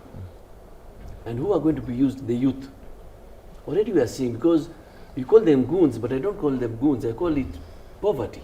You see these the young guys, because we've been going with the Linda Mwananchi rally, and we are the ones who have been attacked most. Okay, we have lost one of our colleagues, we nearly lost the driver of Kangata, so we know. Myself have been attacked personally. So this violence, where is NCIC? What is NCIC doing? Right. This NCIC has been a defunct body. We are just wasting taxpayers' money. So we should not just blame IEBC. And these laws are there. It's only the implementation. And I think the main problem here is this current regime, okay? This current regime is working with the old constitution whereby the president has got extreme powers. What you are seeing Ruto is doing, he is just becoming another Moi. If you see, he's not following the 2010 constitution. He's following the previous one, whereby he is the law. But right now he's waking up to a new reality, that the Gen Zs understand the law inside out. Hata mwananchi wa kawaida leo anaelewa kila sheria. And this is one of the main things that is going to cause a lot of chaos. So we are not going to just blame IEBC, but we are going to say, can we have an IEBC that is competent? Can we have someone who can put his foot down? Okay, I remember our former speaker, Ole Kaparo. If this guy had the energy and he would have been the IBC chairman, ungeona maneno. Okay, we saw Martha Koome during the 2022. She was a bit very lenient. Okay, but if we had someone like Willy Mutunga, you would have seen a decisive step. So you can imagine if Ruto has just won with 200 votes. Imagine now if he goes with a landslide. What will he do to this country? Because he's not following the 20, he was against the 2010 constitution. So currently, if you see the way he's moving around, he's moving with the old constitution, whereby he's getting extreme powers, he's using the police as his private army. And I also have, we have talked with this police on the ground. I just see tuko chini, tukauliza mapolisi. Leo bahati mbaya nchi kiharibika. Au wakubwa wote atahepa. Wote enda na nani? Utabaki na sisi hapa. Alafu utadu. So these are the things these youngsters should start understanding. Because there was a time, the IG was being reported to the court every time. I came out with a TikTok video and I said, it's not the IG, go for the OCS. This crime has happened in the area, go for the OCS. And I think the government listened. And we saw Talam being picked up. We saw the other day OCS Central Pier near Alichukule Osiku, and things have started moving. So instead of going for the big guns, start with the small guns. With this country, we have got this top to bottom. It should be from bottom to top. So when IBC, we go for that county in KALOU, and we see the returning officer, he starts becoming accountable. Then the IBC chairman, no matter who it is, he will abide. Right. Ngoima, do you think we're ever going to get to a point where we have an independent electoral authority body? I don't know why we can't, and I believe we should, because this country has competent and men of integrity in all spheres. We have people working in other sectors and they do their job with integrity. It's only that the selection process is shrouded in mystery, and the process, the manner in which the process of getting an IBC chairman is conducted is one that will lead us to where it leads us. Right. Okay? The process. If you look at, for example, the current commission that we have, it's a commission of William Ruto and Raila Odinga. The rest of Kenya was not involved. And you can see this gentleman who is the chairman of IEBC. He was the legal officer of Turkana County. And we know that the former governor, who was his boss, is currently working in State House. I mean, there's a direct correlation between the process and the selection. And Kenyans know these things, but what to do? That's a question. Earlier you talked about, and I like when Sheikh speaks about the Gen Z. Our by-elections are conducted in a manner that during a by-election, we don't have a public holiday. The Gen Zs are largely students. They are at times young employees, people who are recently employed. They are the main actors in small businesses. And therefore, you may not judge their turnout and their participation purely on the by-election. Because, for example, if you are, for example, you may be a Gen Z, you are here reporting. Another one is a police officer, is there working. The other one is a banker, he's in the bank, in the hall, counting money and doing other stuff. But the general election happens on a public holiday. So they are not going anywhere. They will appear and they will vote. That is the difference between a by-election and a general election. And therefore the government is normally very excited while participating in by-elections, because then they are able to do a lot of mobilization. This by-election, IEBC will be culpable. I happen to have appeared before Kaligra immediately after the elections of 2007, because one of the areas that were considered volatile was Juja constituency, then now currently Thika. And Kriegler's told us, if you do not have an electoral body that is believable and trusted by the people, the electoral outcome will be certainly one that will not be accepted by the people. So the dangers of a compromised IEBC is that even if they conducted the election well, even if they did it, there is no one to trust that they actually did it right. Okay. And therefore perception is everything. The perception that Kenyans have about this IEBC, we were there, we watched, we saw Mbere North, we saw what happened in Mbere, we saw what happened in the Murua Decree, we saw, and I'm just not talking about ward elections, I'm talking about many elections. We saw Malava, that they were even arresting a candidate on the election day. And so much violence, so much chaos. And remember, on election day, the IEBC chair cannot blame the Inspector General, because what they do is that the police officers who are seconded to polling station are answerable to IEBC. They are literally decommissioned to serve IEBC. And therefore IEBC cannot then come and tell us the police officers were not listening. So we have a situation whereby now the government, the IEBC, the government, UDA as a political party, and the security sector are working as a team. All right, Ngoima, I'll have to cut you short there. We're going to be taking a very short break. And of course, we are keeping a very close eye in KALOU constituency, where voting is underway. We will keep you informed on everything that is happening there. Let's take a short break. We'll be back in just a moment.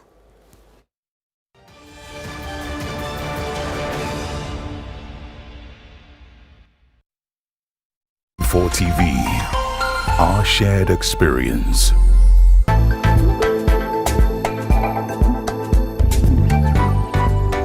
Suspicious. Two strangers from Brazil wanting to speak to the guy? They should be distrustful. He came back home to find where he truly belongs. I'm very proud of my father. And my father's very proud of me. But behind the wealth lies a family built on secrets. Dear, you're lying to me. Mrs. Betty, I can help you with anything that's necessary regarding the steel company. But don't ask me to be your spy here in the company. I can't. Betrayal, power, hidden truths waiting to explode. How could he hide my son from me all of these years? How? You can mark my words. Today, you made an enemy. That's great. It's good to know who we're dealing with. Hidden truths waiting to explode. And then he meets her. Maybe the fellow will fall for me and everything will work for us. Perhaps. Clara. Beautiful, dangerous, and hiding everything. I'm not a traitor, you hear? I just want my share of the money. Will love save him or destroy everything? I don't even know you. Diana Rodriguez. Moro Centeno. Passione, where love meets betrayal. Weekdays, 6 p.m. only on K24.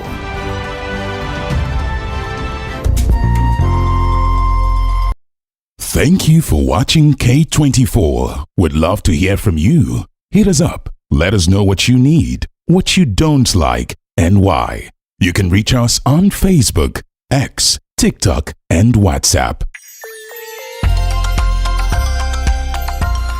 K24TV, our shared experience.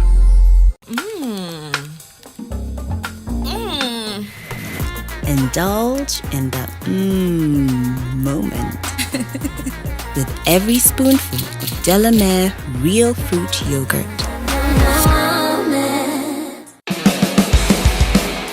Tarehe 22 na 23 Julai, kampuni ya Pony Oil pamoja na Kameme FM watatembelea maeneo ya Murang'a